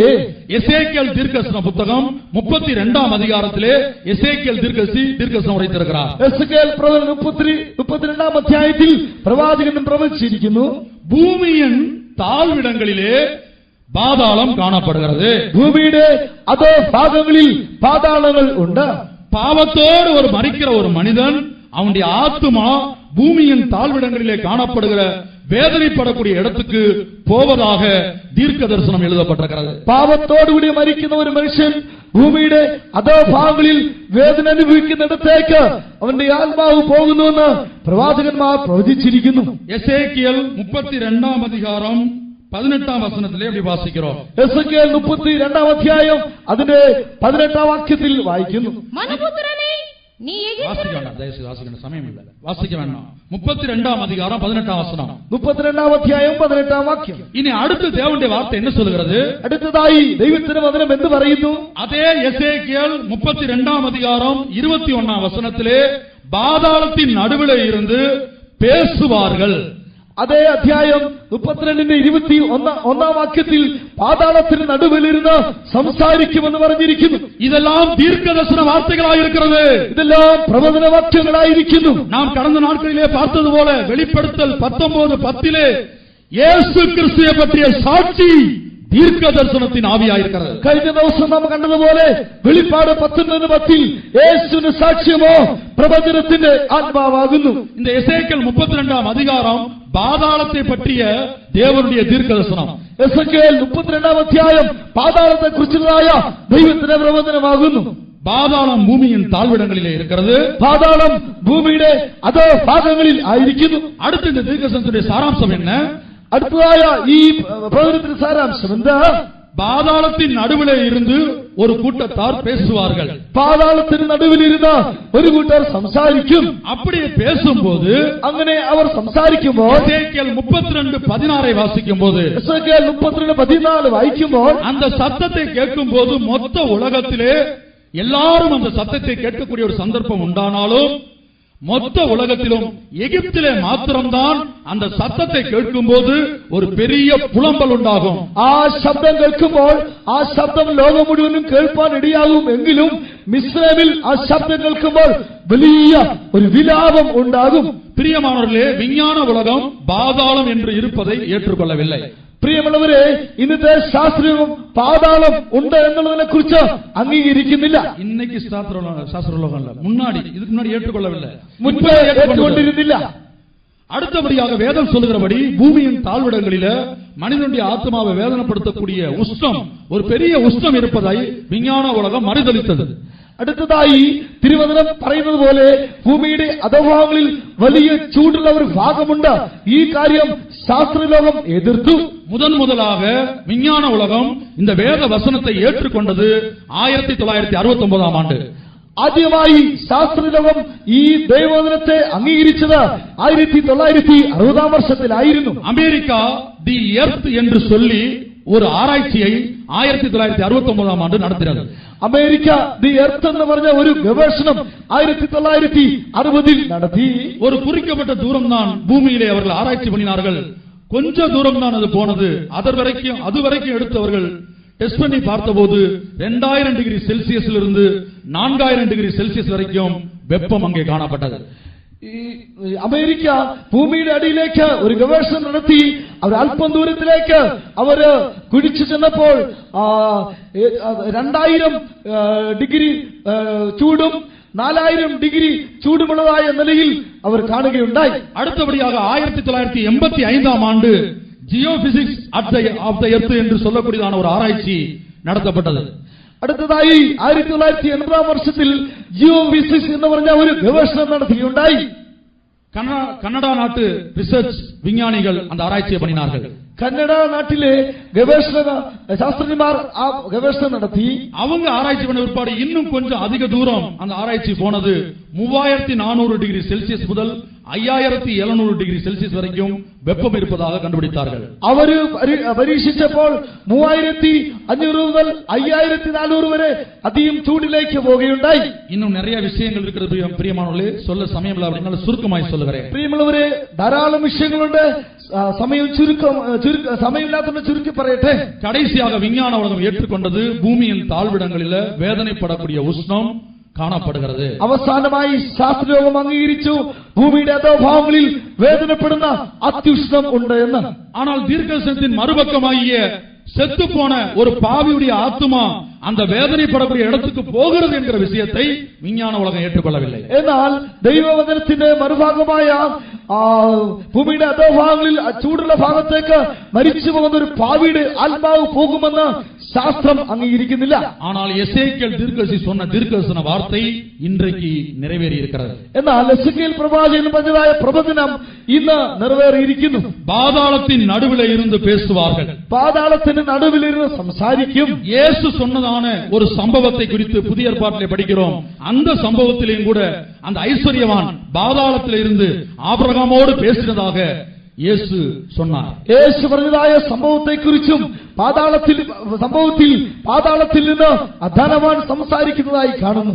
பிரியமானவர்களே, மனிதனுடைய வேதனைப்படக்கூடிய ஆத்துமா பூமியின் தாழ்விடங்களிலே பாதாளத்துக்கு போகிறது என்கிறதை ஏற்றுக்கொள்ளாமல் இருந்த விஞ்ஞான உலகம் இன்றைக்கு அதை ஏற்றுக்கொண்டிருக்கிறது. പ്രിയമുള്ളവരെ, പാപിയായി ജീവിക്കുന്ന മനുഷ്യന്റെ ആത്മാവ് ഭൂമിയുടെ അധോഭാഗത്തിൽ വേദന അനുഭവിക്കുന്നിടത്തേക്ക് പോകുമെന്ന് അംഗീകരിക്കാതിരുന്നതായ ശാസ്ത്രം ഇന്ന് അതിനെ അംഗീകരിക്കുന്നു. எசேக்கியேல் தீர்க்கதரிசி சொன்ன தீர்க்கதரிசன வார்த்தை இன்றைக்கு ரஷ்யாவிலே சைபீரியா என்கிற இடத்திலே நிறைவேறி இருக்கிறது. എസേക്കിയേൽ പ്രവാചകൻ പറഞ്ഞതായ പ്രവചനം ഇന്ന് റഷ്യയിലെ സൈബീരിയയിൽ നിറവേറിയിരിക്കുന്നു. அதனுடைய ஒரிஜினல் படத்தை இங்கே பார்க்கிறோம். അതിന്റെ യഥാർത്ഥ പടം ഇവിടെ കാണുന്നുണ്ട്. ஒரு எண்ணெய் கிணறுக்காக ரஷ்ய விஞ்ஞானி, அவர் ஒரு கம்யூனிஸ்ட் விஞ்ஞானி, அவருடைய பேர் டாக்டர் അസാക്കോ. ഡോക്ടർ അസാക്കോ എന്ന് പറഞ്ഞ കമ്മ്യൂണിസ്റ്റ് ഒരു ശാസ്ത്രജ്ഞൻ എണ്ണക്കിണറിന് വേണ്ടി അവർ കുഴിച്ചു. இது கட்டுக்கதை இல்ல பிரியமானவர்களே, ഇതൊരു കെട്ടുകഥയല്ല പ്രിയരെ. கம்யூனிஸ்ட் நாடாகிய ரஷ்யாவிலே ஒரு கம்யூனிஸ்ட் விஞ்ஞானி சொன்னதான வார்த்தையைத்தான் படத்தோடு நாங்கள் காண்பிக்கிறோம். കമ്മ്യൂണിസ്റ്റ് രാജ്യമായ റഷ്യയിലെ ഒരു കമ്മ്യൂണിസ്റ്റ് ശാസ്ത്രജ്ഞൻ പറഞ്ഞതായ വാക്കുകളാകുന്നു പടം സഹിതമായി ഞങ്ങൾ കാണിക്കുന്നത്. அந்த விஞ்ஞானியுடைய போட்டோ இங்கே இருக்கிறது. டாக்டர் அசாக்கோ அவர்தான். ആ വിജ്ഞാനിയുടെ ഫോട്ടോ ഇവിടെയുണ്ട്. இவருடைய தலைமையிலே ஒரு கூட்ட விஞ்ஞானிகள் காணப்பட்டார்கள். ഇവരുടെ നേതൃത്വത്തിൽ ഒരു കൂട്ടം ശാസ്ത്രജ്ഞന്മാർ ഉണ്ടായിരുന്നു. பூமியில் தாழ்விடங்களிலே அவர்கள் அந்த எண்ணெய்க்காக ஒரு கிணறை தோண்டின வேளையில் அதனுடைய படத்தை தான் இங்கே பார்க்கிறோம். ഭൂമിയുടെ അധോഭാഗങ്ങളിലേക്ക് ഒരു എണ്ണ കിണർ അവർ കുഴിക്കുന്നു. அப்படி தோண்டின வேளையிலே குறிக்கப்பட்ட தூரம் போன பிற்பாடு அந்த மிஷின் இயங்காமல் நின்று விட்டது. അത് കുഴിച്ചു പോകുമ്പോൾ ഒരു പ്രത്യേകമായ സ്ഥാനം വരെ അത് എത്തുന്നു, പിന്നീട് താഴേക്ക് പോകുന്നില്ല. அதை ஆராய்ச்சி பண்ணும்படியாக ஒரு மைக்ரோபோனை அவர்கள் உள்ளே அனுப்பினார்கள். അതിനെക്കുറിച്ച് അവർ പരീക്ഷിക്കാൻ വേണ്ടി ഒരു മൈക്രോഫോണിനെ താഴേക്ക് അയച്ചു. அந்த பவர்ஃபுல் மைக்ரோபோனை எடுத்து அவர்கள் ஆராய்ச்சி பண்ணி பார்த்த வேளையில பூமியின் தாழ்விடங்கள்ல இருந்து வேதனைப்படக்கூடிய லட்சக்கணக்கான ஆத்துமாக்களின் சத்தம் பல்வேறு பாஷைகளிலே கேட்டது. ആ പവർ ശക്തിയേറിയ മൈക്രോഫോണിനെ എടുത്ത് അവർ പരീക്ഷിച്ചപ്പോൾ അവർ കേട്ടത് ഭൂമിയുടെ അധോഭാഗങ്ങളിൽ അനേകായിരം ജനങ്ങൾ പല പലമായ ഭാഷകളിൽ നിലവിളിക്കുകയും മുറവിളി നടത്തുകയും ചെയ്യുന്നതാണ് കേട്ടത്. ஒரு முறை மாத்திரமல்ல, பல முறை திரும்பி இந்த ஆராய்ச்சியை பண்ணினார்கள். ഒരു പ്രാവശ്യം മാത്രമല്ല, പല പ്രാവശ്യം വീണ്ടും അവർ ഇങ്ങനെ പരീക്ഷിച്ചു. ஒரு குறிக்கப்பட்ட மனிதனுடைய சத்தம் அல்ல, லட்சக்கணக்கான பல்வேறு பாஷைகள்ல கூப்பிடுகிறதான சத்தம். ഒരു വ്യക്തിയുടെ ശബ്ദം മാത്രമല്ല, ലക്ഷക്കണക്കിന് ജനങ്ങൾ വിവിധ ഭാഷക്കാർ നിലവിളിക്കുകയും മുറവിളിയിടുകയും ചെയ്യുന്നതാണ് കേട്ടത്. அந்த ஒரு பயங்கரமான சத்தம் அங்கே உண்டாயிருந்தது. ഭയങ്കരമായ ഒരു ശബ്ദം അവിടെ ഉണ്ടായിരുന്നു. இந்த சத்தத்தை அவர்கள் அந்த மைக்ரோபோன்ல எடுத்து அதை ரெக்கார்டிங் பண்ணினார்கள். ഈ ശബ്ദം മൈക്രോഫോണിൽ നിന്ന് എടുത്ത് അത് റെക്കോർഡ് ചെയ്തു. அதை எடுத்து ஒவ்வொரு பாஷையாக பிரித்து பார்த்தபோது வேதனையின் மத்தியில் இருந்து அலறிக்கொண்டு கூப்பிடக்கூடியதான ஒரு சத்தமாக அது காணப்பட்டது. അത് എടുത്ത് ഓരോരോ ഭാഷയായി പ്രത്യേകം വേർതിരിച്ചപ്പോൾ അതിവേദനയാൽ അവർ നിലവിളിക്കുകയും കരയുകയും ചെയ്യുന്നതാണ് കേട്ടത്. கர்த்தருடைய பரிசுத்த நாமத்துக்கு உண்டாகட்டும். ദൈവത്തിന്റെ വിശുദ്ധ നാമത്തിന് മഹത്വം.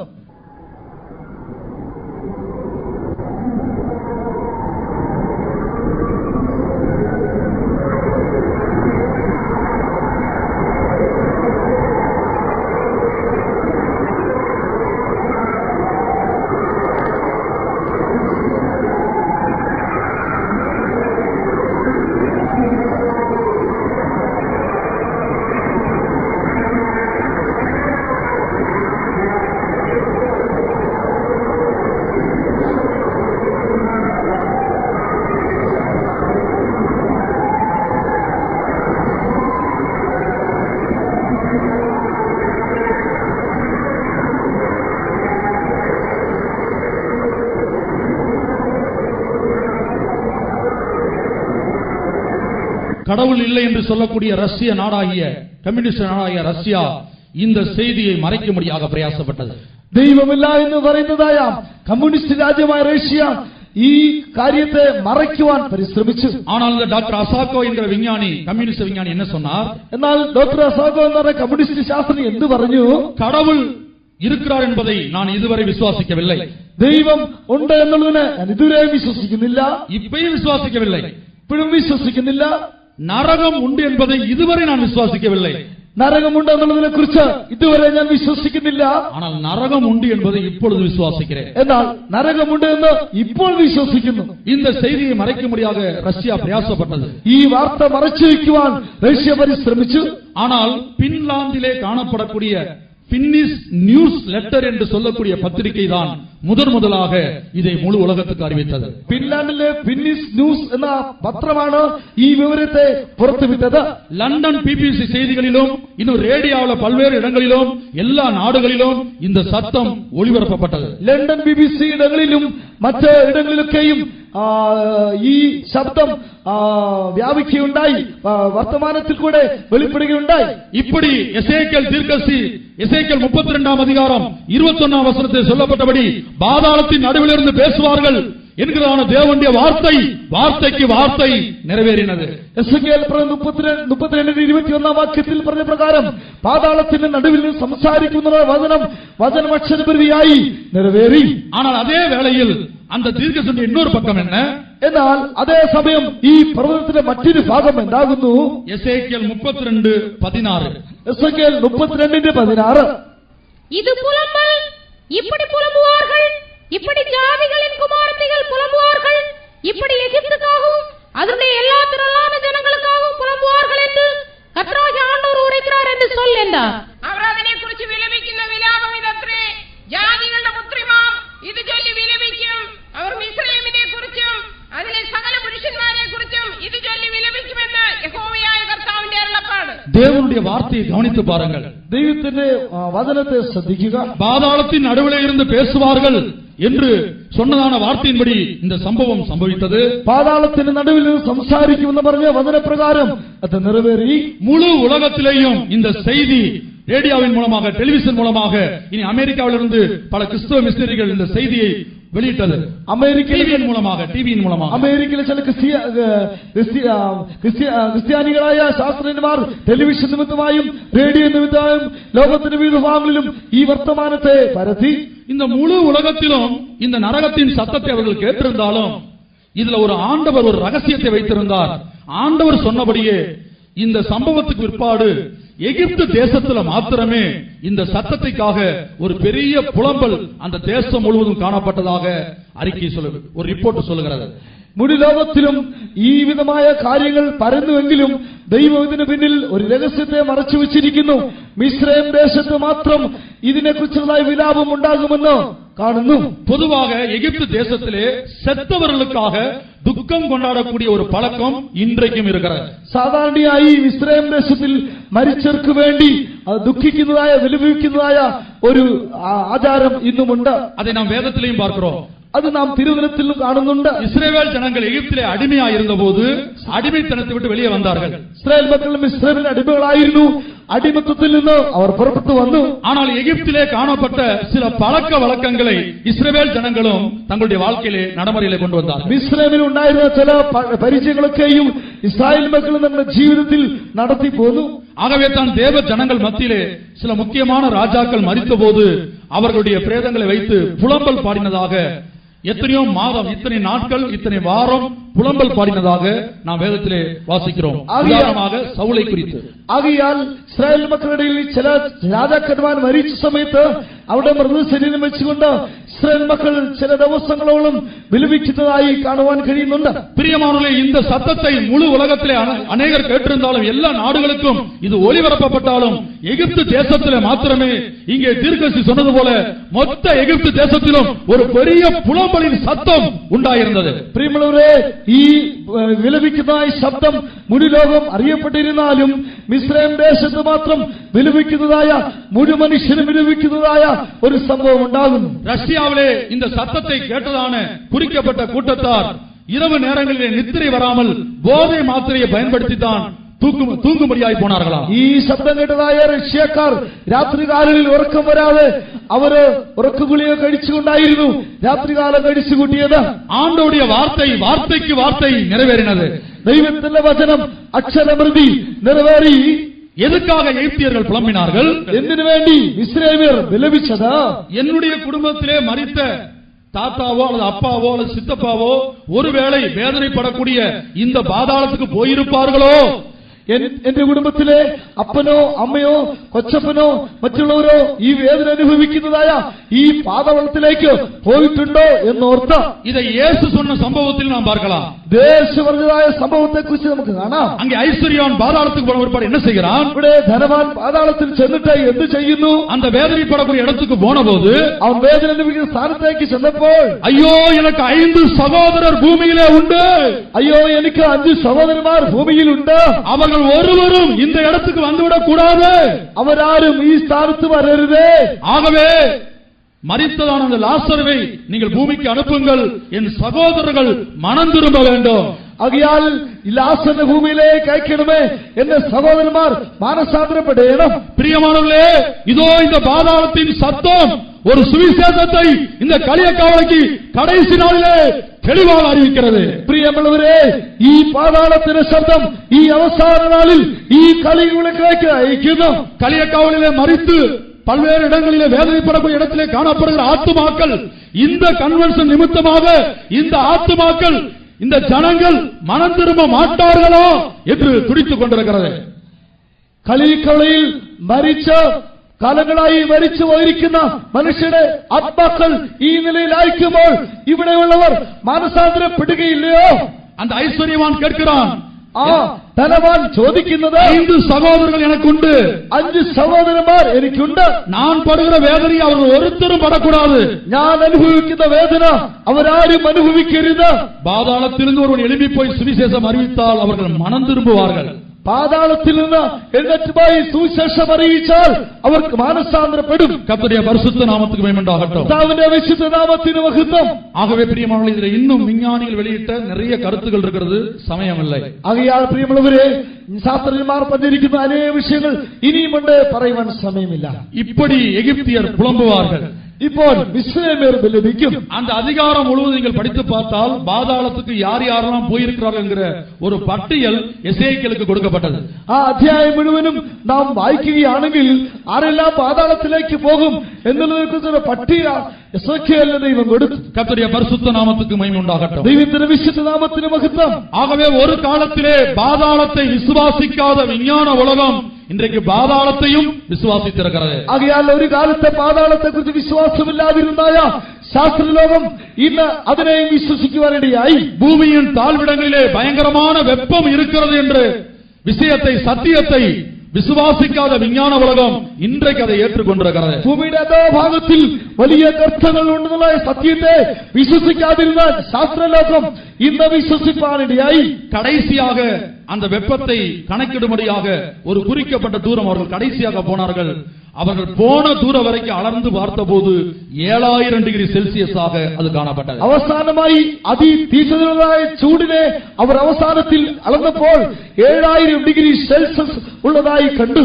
ஆகவே தீர்க்கதரிசன வசனத்தை, பூமியின் தாழ்விடங்களில் ஒரு பெரிய உஷ்ணம் இருக்கிறது என்கிற விஷயத்தை, சத்தியத்தை விஞ்ஞான உலகம் இன்றைக்கு ஏற்றுக்கொண்டிருக்கிறது. ഭൂമിയുടെ അധോഭാഗങ്ങളിൽ അതിചൂടുള്ളതായ ഒരു സ്ഥാനമുണ്ടെന്നുള്ള സത്യത്തെ ശാസ്ത്രലോകം ഇന്ന് വിശ്വസിക്കുന്നു. ஆனால் வேதனைப்படக்கூடிய மரித்த ஆத்துமாக்கள், பாவம் செய்த மரித்த ஆத்துமாக்கள் இந்த பூமியின் தாழ்விடங்களிலே போவார்கள் என்பதை ஏற்றுக்கொள்ள மறுத்த விஞ்ஞான உலகம் இந்த சத்தத்தை கேட்ட பிற்பாடு, இந்த சம்பவத்துக்கு பிற்பாடு ஒத்துக்கொண்டிருக்கிறது. പാപികളായി ജീവിച്ച അവരുടെ മരിച്ച ആത്മാക്കൾ ഈ ഭൂമിയിൽ പാതാളത്തിലേക്ക് പോകുമെന്ന് വിശ്വസിക്കാതിരുന്ന ശാസ്ത്രലോകം ഈ ശബ്ദത്തെ കേട്ടപ്പോൾ അതും അവർ വിശ്വസിക്കുന്നു. மத்தேயு 16 அதிகாரம் 18 வசனத்துக்கு நாம் கடந்து வருவோம். മത്തായിയുടെ സുവിശേഷം 16-18 വാക്യത്തിലേക്ക് നമ്മുടെ ശ്രദ്ധയെ കൊണ്ടുവരാം. നീ പത്രോസാകുന്നു, ഈ പാറമേൽ ഞാൻ എന്റെ സഭയെ പണിയും, പാതാള ഗോപുരങ്ങൾ അതിനെ ജയിക്കയില്ല എന്ന് ഞാൻ നിന്നോട് പറയുന്നു. பாதாளத்தின் வாசல்கள் மேற்கொள்ள முடியாத ஒரு அப்போஸ்தல சபை இந்த பூமியிலே இயேசுவால் ஸ்தாபிக்கப்பட்டது. പാതാളത്തിന്റെ ഗോപുരങ്ങൾ ജയിക്കാത്തതായ ഒരു അപ്പോസ്തോലിക സഭയെ ഇന്ന് ഭൂമിയിൽ യേശു സ്ഥാപിച്ചിരിക്കുന്നു. பிரியமானவர்களே, அருமையான களியக்காவலை நண்பர்களே, கிறிஸ்தவ சமுதாயமே, ஒரு வெண்டைக்காய் வாங்கணுமானால் என்ன செய்கிறோம்? பின்னாடி உடைச்சு பார்த்து வாங்குறோம். പ്രിയമുള്ളവരെ, ആ കളിക്കൊളയിലെ ക്രൈസ്തവ സ്നേഹിതരെ, നാം ഒരു വെണ്ടയ്ക്ക വാങ്ങിക്കണമെങ്കിൽ അതിനെ ഇങ്ങനെ കൈകൊണ്ട് ഉടച്ചു നോക്കുന്നു. நல்ல மீனை செக் பண்ணி வாங்கணும் என்று சொன்னால் அந்த செதில தூக்கி பார்த்துட்டு வாங்க வேண்டும்.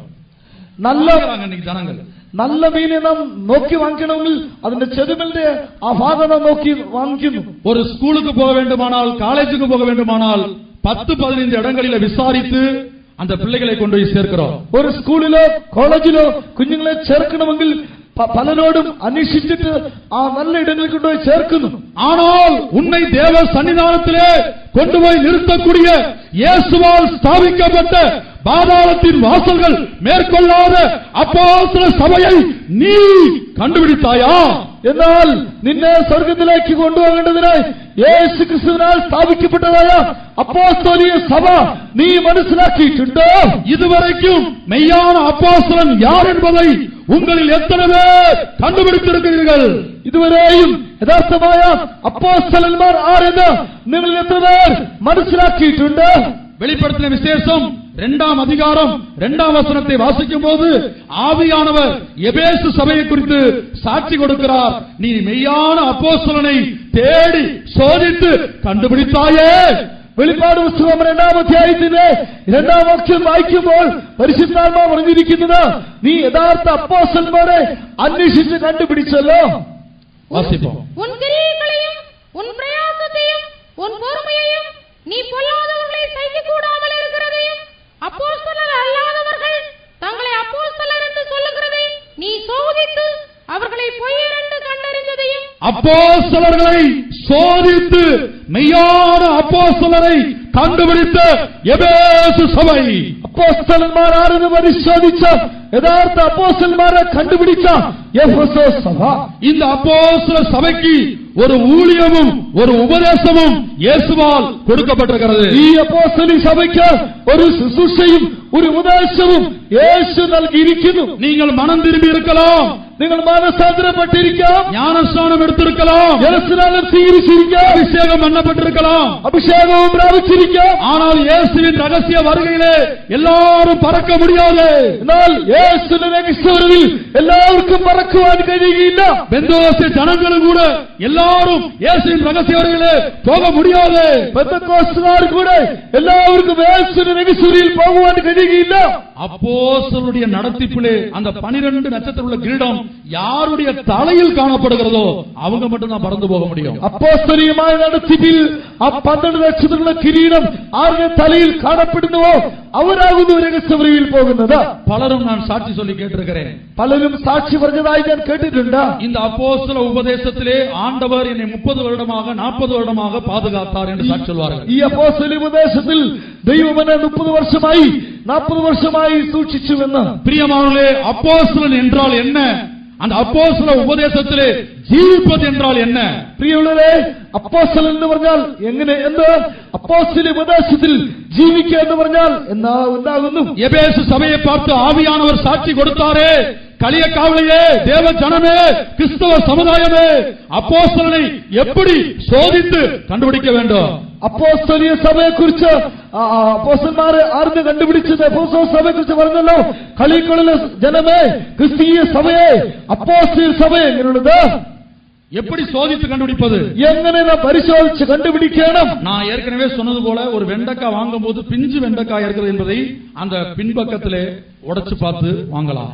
നമ്മെ പറഞ്ഞതുപോലെ വെണ്ടയ്ക്ക വാങ്ങുമ്പോൾ ഏറ്റവും എളുപ്പമായ വെണ്ടയ്ക്ക അതിന്റെ പിൻഭാഗം ഉടച്ചിട്ട് വാങ്ങിക്കുന്നു. അതുപോല மெய்யான அப்போஸ்தல உபதேசம் சபை அப்போஸ்தலர்களை கண்டுபிடிக்க 7 தகுதிகள் அவர்களுக்கு இருக்கிறது.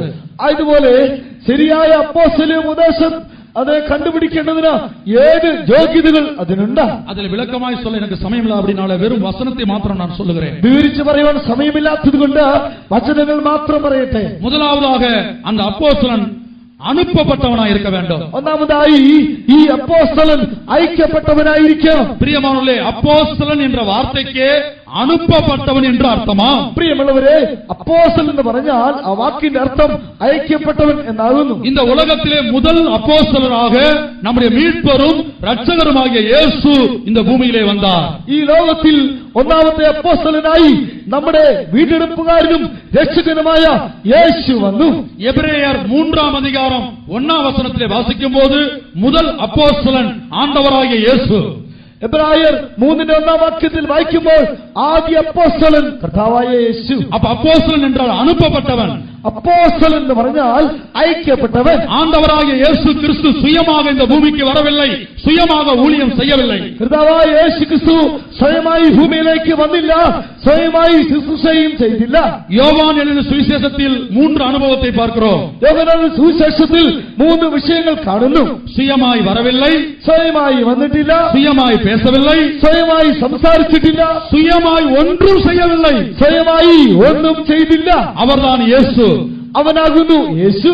அவர் ஒரு அனுப்பப்பட்டவராயிருந்தார். അവൻ അയക്കപ്പെട്ടവനായിരുന്നു. ஏசாயா தீர்க்கதரிசன புத்தகத்திலே வாசிக்கும் போது യെശയ്യാ പ്രവചന പുസ്തകത്തിൽ നാം വായിക്കുമ്പോൾ கர்த்தராகிய ஆண்டவரும் യഹോവയായ കർത്താവും அவருடைய ஆவியும் അവന്റെ ആത്മാവും என்னை அனுப்புகிறார். എന്നെ അയച്ചിരിക്കുന്നു.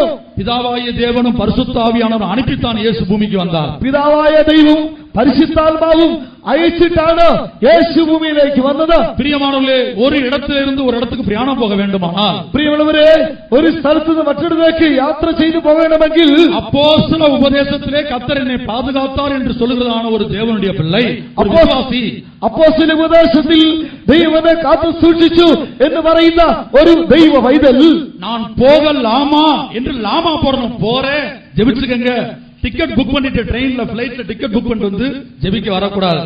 ഞാൻ പോകാനായിട്ട് ട്രെയിൻ ടിക്കറ്റ് ബുക്ക് ചെയ്തിരിക്കുന്നു, പിന്നെ പ്രാർത്ഥിപ്പാൻ വരരുത്, എനിക്ക് പോകാൻ കഴിയുമോ, ഞാൻ പോകണമോ എന്നാണ് ചോദിക്കേണ്ടത്.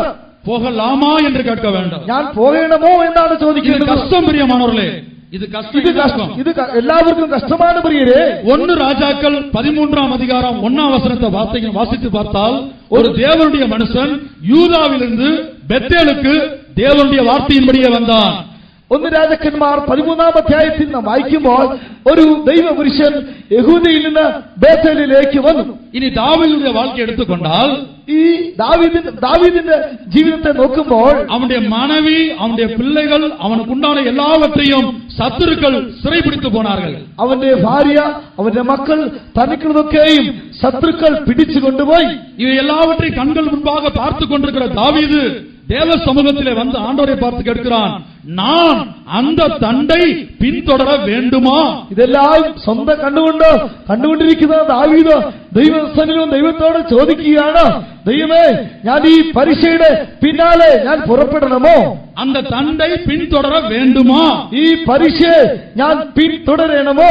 ஆண்டவர் போன்னு சொன்ன பிற்பாடுதான் போகிறார். നീ പോകാം എന്ന് പറഞ്ഞതിന് ശേഷമാണ് താൻ പോകുന്നത്. இனி 2 சாமுவேல் 2ஆம் அதிகாரம் முதல் 2 வசனங்களை படிக்கும் போது, 2 ശമൂവേൽ 1ആം അധ്യായത്തിന്റെ ആദ്യത്തെ 2 വാക്യം നാം വായിക്കുമ്പോൾ, ஒரு வீட்டிலே போய் குடியிருப்பதற்காக, ഒരു വീട്ടിൽ പാർക്കേണ്ടതിനായി, இப்ப பாருங்க, நம்ம ஒரு இடத்துக்கு டிரான்ஸ்ஃபர் ஆகி போறோம்.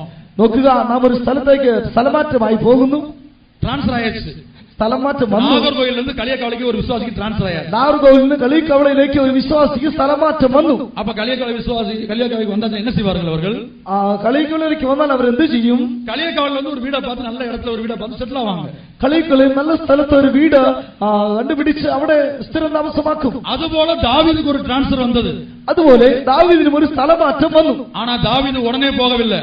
എന്നാൽ വന്ന ഉടനെ ദാവീദ് പോയില്ല. தாவீது கேட்கிறான், யூதாவின் பட்டணங்களிலே ஒன்றில் போய் நான் இருக்கலாமா? ദാവീദ് ചോദിക്കുന്നത്, യഹൂദ നഗരങ്ങളിൽ ഒന്നിലേക്ക് ഞാൻ ചെല്ലണമോ? ஆண்டவர் சொல்றார், போன்னு சொல்றார். ദൈവം പറയുന്നത്, നീ പോകാം. அப்ப போய் தனக்கு விருப்பமான இடத்துல தண்ணி வசதி, இன்னும் எல்லா வசதியும் உள்ள இடத்துல ஒரு வீடை பார்த்து இருந்திருக்கலாம். എനിക്ക് പോയി തനിക്ക് ഇഷ്ടമുള്ള സ്ഥലത്ത് വെള്ളം മറ്റു എല്ലാ സൗകര്യങ്ങളും ഉള്ള എടുത്തു പോയി പ്രാർത്ഥിക്കാം. അടുത്ത ആண்டവரை பார்த்து கேட்கிறான், யூதாவிலே எத்தனையோ பட்டணங்கள் இருக்கிறது. അടുത്തതായി താൻ ദൈവത്തോട് ചോദിക്കുന്നത്, യഹൂദയിൽ എത്രയോ നഗരങ്ങൾ ഉണ്ട്. இப்ப கன்னியாகுமரி மாவட்டம்னு சொன்னா நாகர்கோயிலும் கன்னியாகுமரி மாவட்டம் தான், ஐரணிபுரமும் கன்னியாகுமரி மாவட்டம் தான், களியக்காவிலையும் கன்னியாகுமரி மாவட்டம் தான். കന്യാകുമാരി ജില്ല എന്ന് പറയുന്നത് നാഗർകോവിൽ, ഐരണിപുരം, കളിക്കവള ഇതെല്ലാം കന്യാകുമാരി ജില്ലയാണ്. ஆனா தாவீது கேட்கிறான், யூதாவின் பட்டணங்களிலே நான் எங்கு போய் இருக்க வேண்டும்? എന്നാൽ ദാവീദ് ചോദിക്കുന്നത്, യഹൂദ നഗരങ്ങളിലേക്ക് ഞാൻ എവിടേക്ക് പോകണം? அப்படி கேட்டதுனால ஆண்டவர் சொல்கிறார், நீ എബ്രോനുக்கு പോ. അങ്ങനെ ദൈവത്തോട് ചോദിച്ചതിനാൽ ദൈവം മറുപടി പറയുന്നത്, നീ ഹെബ്രോനിലേക്ക് പോകാം. ஒருவேளை கேட்காமல் இருந்தால் இந்த ஆலோசனை கிடைத்திருக்காது. ഒരുപക്ഷെ ചോദിക്കാതിരുന്നെങ്കിൽ ഈ ആലോചന ലഭിക്കുമായിരുന്നില്ല. ഇനി 2 സാമുവേൽ 4-ാം അധ്യായത്തെ പഠിക്കുമ്പോൾ 2 ശമൂവേൽ 4-ാം അധ്യായം വായിക്കുമ്പോൾ ശത്രുക്കൾ വന്ന് യുദ്ധത്തിലേക്ക് ഇറങ്ങി വിട്ടാர்கள். ശത്രുക്കൾ വന്ന് യുദ്ധം ചെയ്യുവാൻ തുടങ്ങി. ഇവൻ യുദ്ധം മണ്ണിത്താൻ ആകണം. ദാവീദ് യുദ്ധം ക്ഷമിക്കണം. இப்ப பாகிஸ்தான்ல இருந்து இந்தியா மேல படையெடுத்துட்டாங்கன்னா கண்டிப்பா இந்தியா என்ன செய்யணும்? திருப்பி அடிச்சுதான் ஆகணும். யார்ட்டையும் கேட்க வேண்டிய அவசியம் இல்ல. പാകിസ്ഥാനിൽ നിന്ന് ഇന്ത്യയിലേക്ക് യുദ്ധത്തിനായി അവർ വന്നാൽ ആരോടും ചോദിക്കാതെ തന്നെ ഇന്ത്യ യുദ്ധത്തിന് തയ്യാർ ചെയ്തിരിക്കണം. பெலிஸ்தியர் வந்தபோது தாவீது கேட்கிறான், நான் பெலிஸ்தியரோடு யுத்தத்துக்கு போகலாமா? പെലിസ്ത്യർ യുദ്ധത്തിനായി അടുത്തു വന്നപ്പോൾ ദാവീദ് ചോദിക്കുന്നത്, ഞാൻ പെലിസ്ത്യരുടെ യുദ്ധത്തിന് പോകണമോ? ஆண்டவர் போ சொன்னார். ദൈവം പറഞ്ഞു, നീ പോകാം. ஜெயம் கிடைச்சிச்சு, ജയം ലഭിച്ചു. மறுபடி 2வது முறை அதே ரெப்பாயும் பள்ளத்தாக்குல பெலிஸ்தர் வந்து இறங்குறாங்க. വീണ്ടും രണ്ടാമതായി അതേ റെബായി താഴ്വരയിൽ പെലിസ്ത്യർ യുദ്ധത്തിനായി വരുന്നു. அப்ப தாவீது மறுபடியும் போய் கேட்கிறான். ആ വിഷയത്തിൽ അപ്പോഴും ദാവീദ് വീണ്ടും ചോദിക്കുന്നു. அப்ப ஆண்டவர் என்ன சொல்லுகிறார்? അപ്പോൾ കർത്താവ് എന്ന് മറുപടി പറയുന്നു, நீ நேராய் போகாமல் முசுக்கொட்டை செடியுடைய இறைச்சலை கேட்கும் போது புறப்பட்டு போ. നീ നേരെ പോകാതെ മറുവശത്ത് പോയി നീ മറുവശത്തൂടെ പോകാം. அப்போஸ்தல சபை என்றால் என்ன என்று நான் உங்களுக்கு அறிவிக்கிறேன். അപ്പോസ്തലിക സഭ എന്നാൽ എന്താകുന്നതിനെ കുറിച്ച് ഞങ്ങൾ നിങ്ങളോട് അറിയിക്കുന്നു. தேவன் யுத்தத்துக்கு அனுப்பினார், ദൈവം യുദ്ധത്തിനായി അയച്ചു. இங்க ஒரு விஷயத்தை நாம் பார்க்கிறோம். ഇവിടെ ഒരു വിഷയത്തെ നാം കാണുന്നു. நேராய் போகாமல் നേരായി പോകാതെ பின்னாடி போய் தாக்க சொல்றார். പിൻവശത്തൂടെ പോകുവാൻ പറയും. ஒரு யுத்த வீரனுக்கு நேரா போய் தாக்குறது தான் அழகு. ഒരു യുദ്ധവീരൻ നേരെ പോകുന്നതാണ് നല്ലത്. ரோம சாம்ராஜ்யத்துல ரோம போர்ச்சனுக்குள்ள எல்லா ஆயுதங்களையும் பரிசுத்த ஆவியானவர் எழுதியிருக்கிறார். റോമ സാമ്രാജ്യത്തിലെ റോമ പൗരന്മാർക്കുള്ളതായ എല്ലാ ആയുധങ്ങളെ കുറിച്ചും പരിശുദ്ധാത്മാവ് എഴുതിയിരിക്കുന്നു. நாம் நிருபத்திலே படிக்கிறோம். மார்பதக்கம், கச்சை, பட்டயம், கேடகம் இப்படி எல்லாம் படிக்கிறோம். നാം ലേഖനങ്ങളിൽ മാർപ്പതക്കം, പരീക്ഷ ഇതിനെ കുറിച്ചൊക്കെ വായിക്കുന്നുണ്ട്. ஆனால் முதுகுக்கு எந்த ஆயுதம் அங்க கொடுக்கப்படவில்லை. എന്നാൽ മുതുകിന് ഏത് ആയുധമെന്ന് പറയുന്നില്ല. புறநானூற்றில் ஒரு கதை இருக்கிறது. புறநானூறு தமிழ்ல, പുറനാട് എന്ന് പറഞ്ഞ ഒരു തമിഴ് ഒരു കഥയുണ്ട്. இல்ல நான் தமிழ்ல நான் சுருக்கமா சொல்லிடுறேன். சங்ககால இலக்கியத்தில் ஒரு கதை இருக்கிறது. அதாவது ஒரு தாய் தன்னுடைய பிள்ளையை யுத்தத்துக்கு அனுப்பினாள்.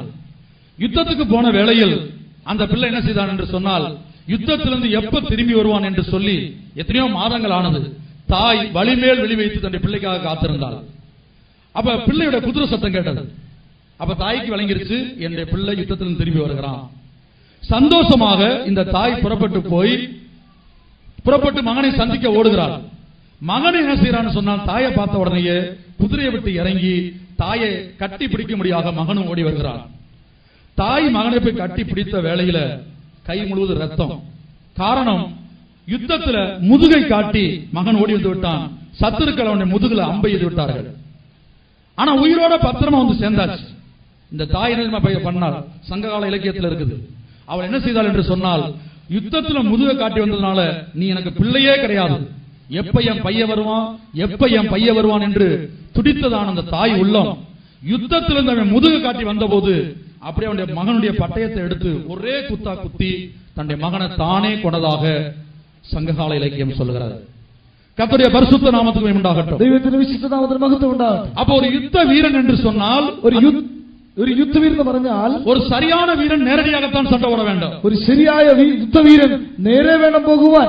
ஆனால் தேவன் இங்கே தாவீதை பின்னாடி போய் தாக்குன்னு சொல்றார். എന്നാൽ ദൈവത്തോട് ദാവീദിനോട് ദൈവം പറയുന്നത് നീ നേരെ പോകാതെ പിൻവശമായി പോകാം. தாவீதுக்குள்ள தன்மானம், கௌரவம், சுயம் இருந்திருக்குமானால் அந்த வார்த்தைக்கு அவன் கீழ்ப்படிந்திருக்க முடியாது. ദാവീദിൽ സ്വയവും തന്റെ സ്വന്തം മഹത്വവും മാനവും ഉണ്ടായിരുന്നെങ്കിൽ ആ വചനത്തിന് കീഴ്പ്പെടുമായിരുന്നില്ല. ஏன்னா சரித்திரம் முழுவதும் ஒரு பிளாக் மார்க், கருப்பு புள்ளி ஆகிவிடும். சரித்திரம் എന്നാൽ முழுவதும் ചരിത്രം മുഴുവനും അത് തിരിച്ച് എഴുതേണ്ടതായിട്ട് വരുമായിരുന്നു. தாவீதை குறித்து அவன் யுத்த வீரன், காரிய சமர்த்தன் என்று வாசிக்கிறோம். ദാവീദിനെ കുറിച്ച് യുദ്ധവീരൻ, സാമർഥ്യമുള്ളവൻ എന്നൊക്കെ വായിക്കുന്നുണ്ട്. பிரியமானவர்களே, தேவ சித்தம் சில வேளையில நம்முடைய தன்மானம், நம்முடைய கௌரவம், நம்முடைய மரியாதை இவையெல்லாம் இழந்து போகக்கூடிய விதத்தில் ஆண்டவர் நம்மை அனுப்பக்கூடும். പ്രിയമുള്ളവരെ, ദൈവഹിതം പ്രകാരം ദൈവം നമ്മെ അയക്കുമ്പോൾ നമ്മുടേതായ സ്വയം പ്രശംസകൾ, നമ്മുടേതായ സ്വയം മാനമഹത്വം അത് ഇല്ലാതാകത്തക്ക നിലയിലായിരിക്കും ദൈവം നമ്മെ അയക്കുന്നത്. இயேசுவுடைய வாழ்க்கை எடுத்துக்கொள்ளுங்கள். യേശുവിന്റെ ജീവിതത്തെ കുറിച്ച് നോക്കുക.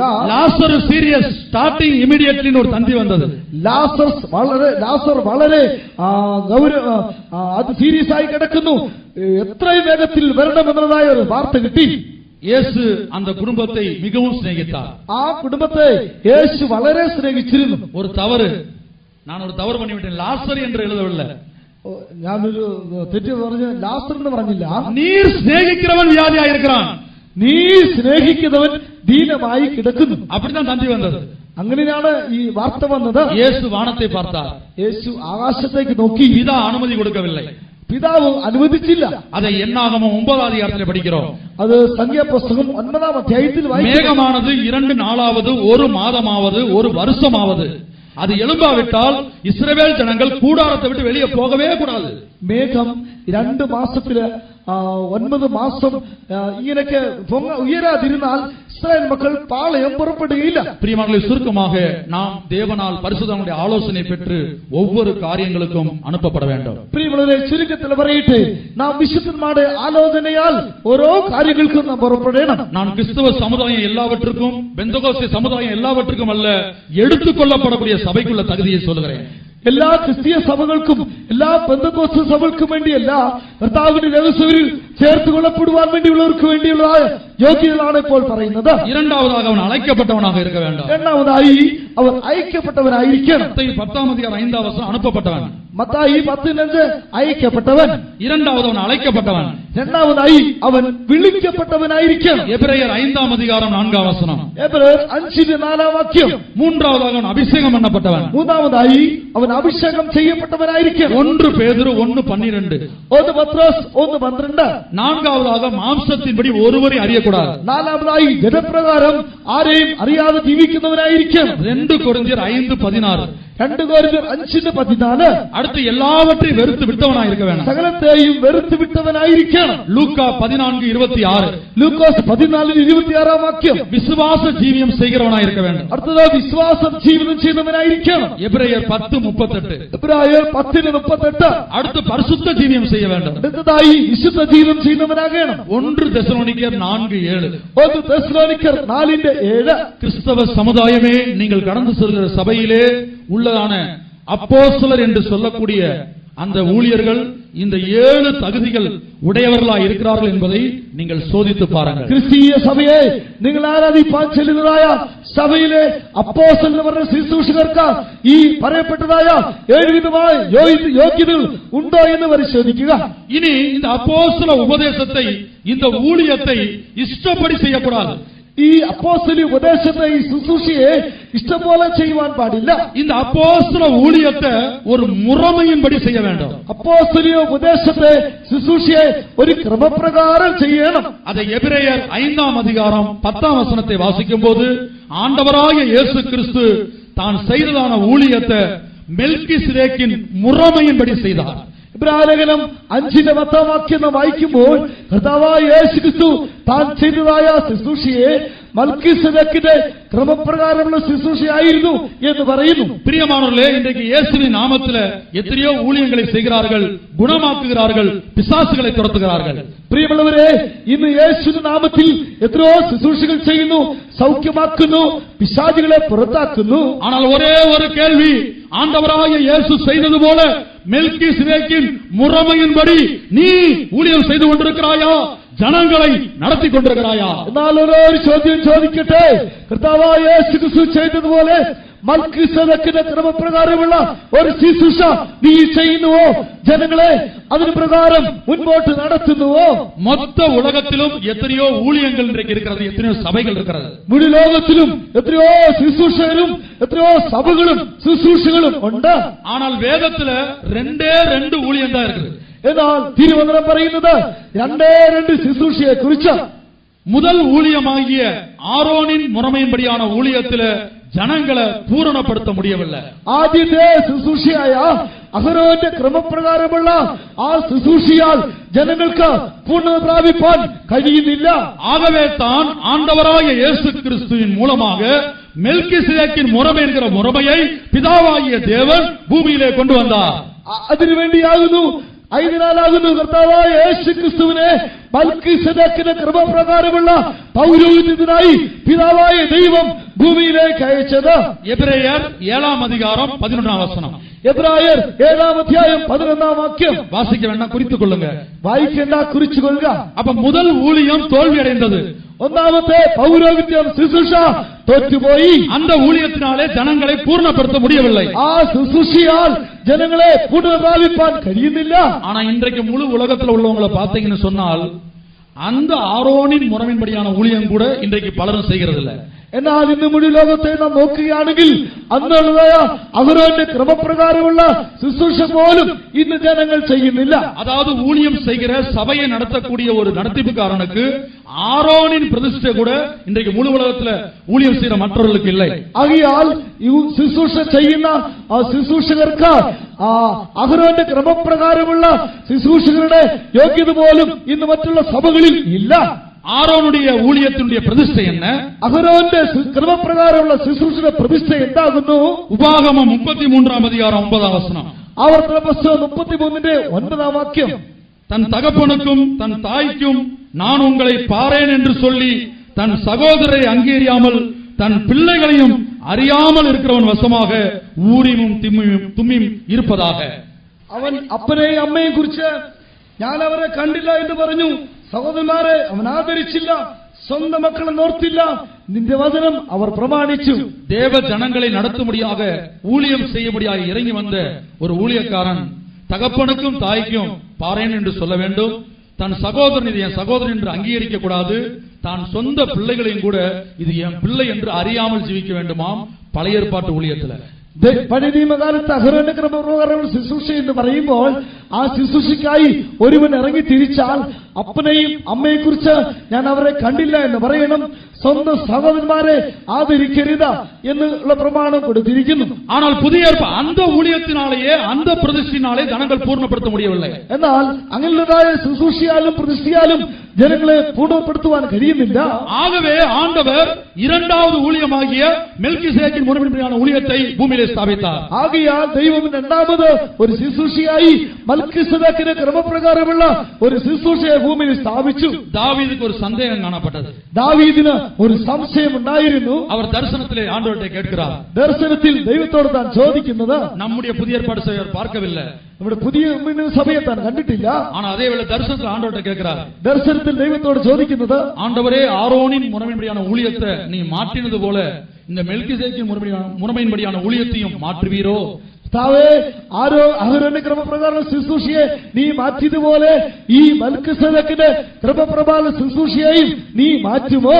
அப்ப ஆண்டவர் என்ன செய்தார்? അപ്പോൾ കർത്താവ് എന്ത് ചെയ്തു? சத்தியம் பண்ணி கொடுத்தார். സത്യം പറഞ്ഞു കൊടുത്തു. நான் மாற்ற மாட்டேன்.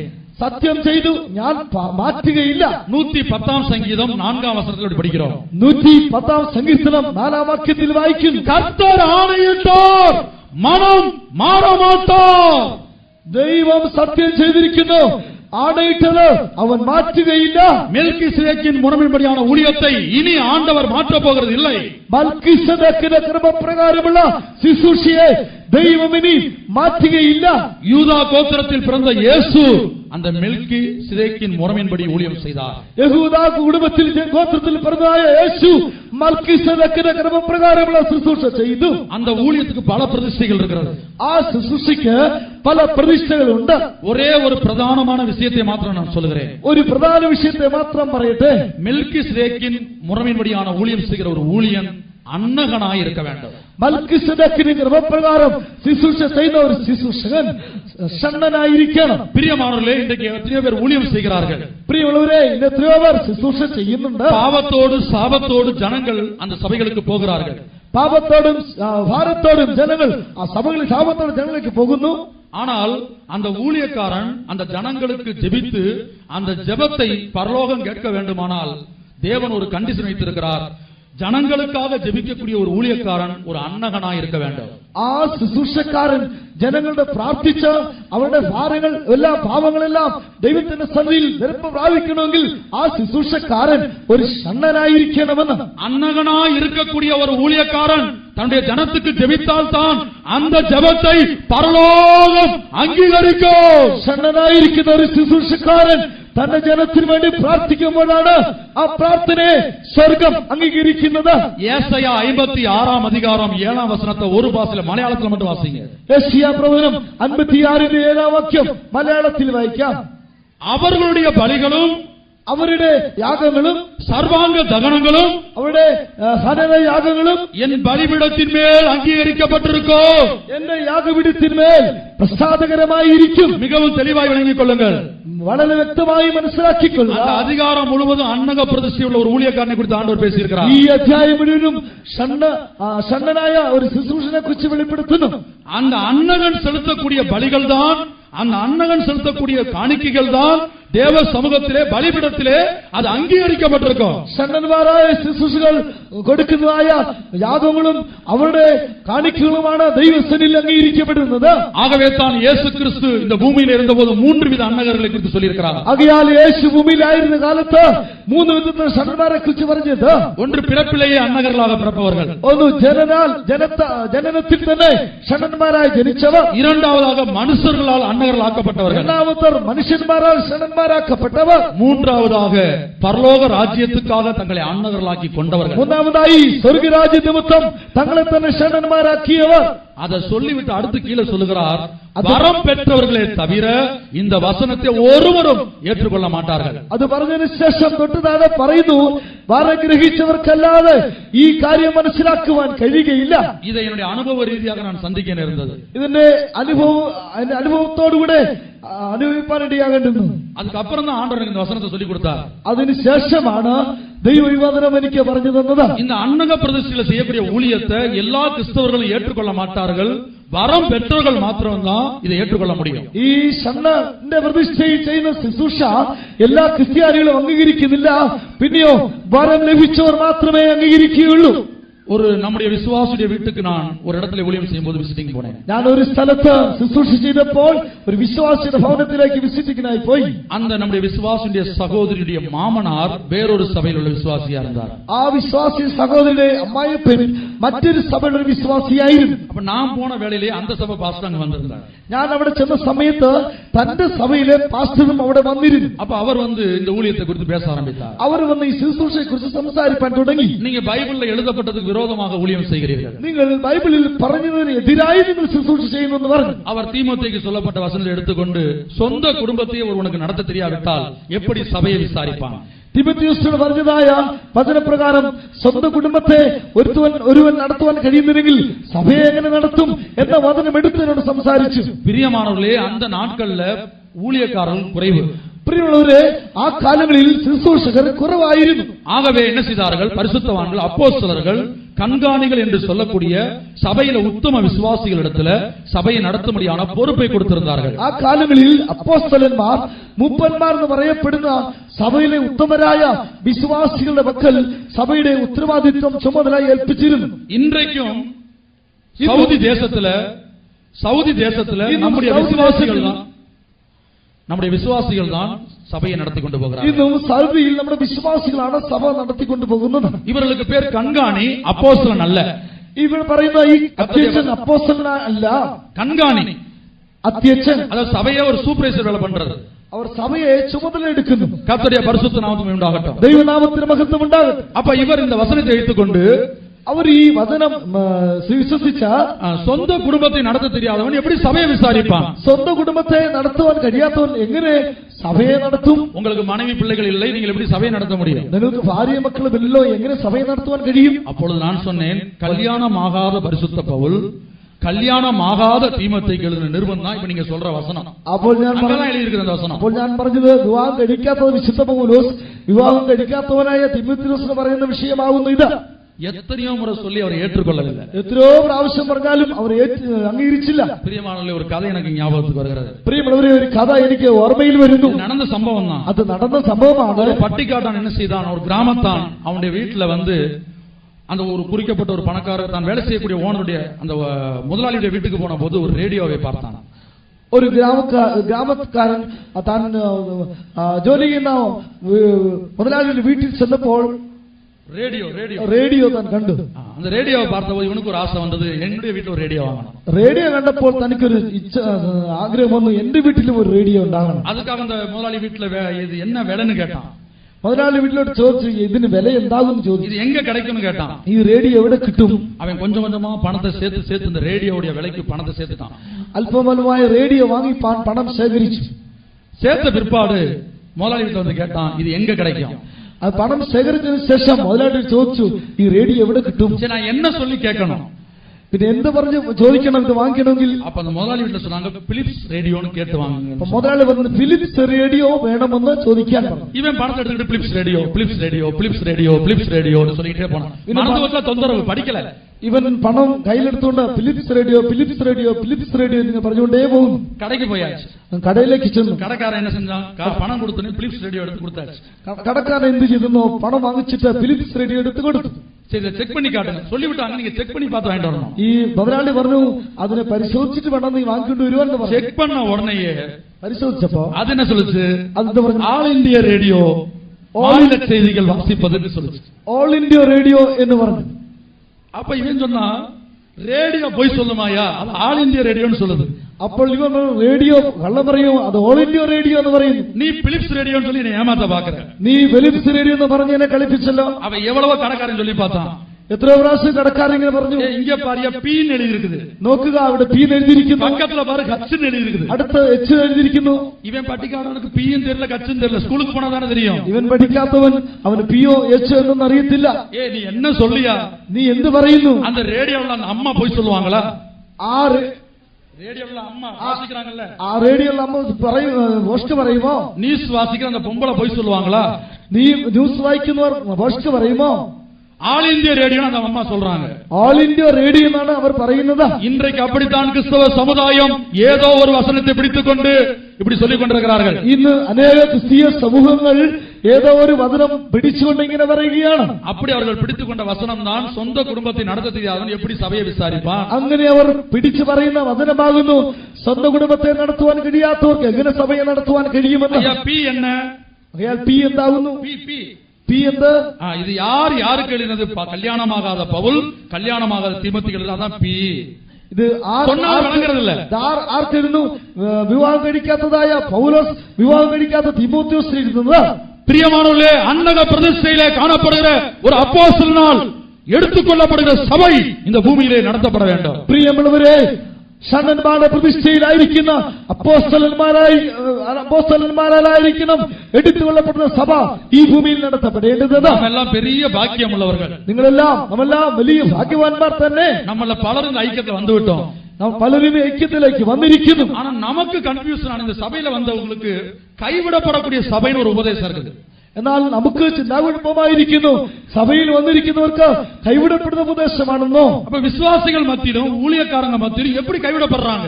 വിശ്വാസികളും ശുശ്രൂഷകരും എങ്ങനെ കൈവിടപ്പെടും? மற்ற ஜனங்களுக்கு கிடைக்காத ஒரு மேன்மையான சீட் ஒரு காலேஜில் கிடைக்கிறது போல இப்ப நமக்கு கிடைச்சாச்சு. മറ്റുള്ളവർക്ക് ലഭിക്കാത്തതായ ഒരു ഉയർന്ന സീറ്റ് നമുക്ക് ലഭിച്ചു. ஆனா சீட்டு கிடைச்சா പാസ് ആകാൻ முடியாது, ജയിക്കാൻ முடியாது. എന്നാൽ സീറ്റ് ലഭിച്ചു, ജയിക്കുമോ എന്ന് അറിയാൻ കഴിയുന്നില്ല. சீட்டு கிடைச்சதுனால பாஸ் பண்ண முடியாது.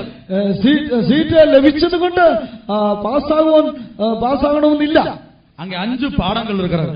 5 പാഠങ്ങൾ അതിലുണ്ട്. இந்த 5 பாடங்களை நம்ம படிக்கணும். ഈ 5 പാഠവും നാം പഠിക്കണം. சிலருக்கு பாத்தீங்கன்னா இப்ப தமிழ், மேத்ஸ், அப்புறம் என்னது ஜியோகிராபி, சயின்ஸ் எல்லாம் இருக்குது இல்லையா பாடத்திட்டத்துல.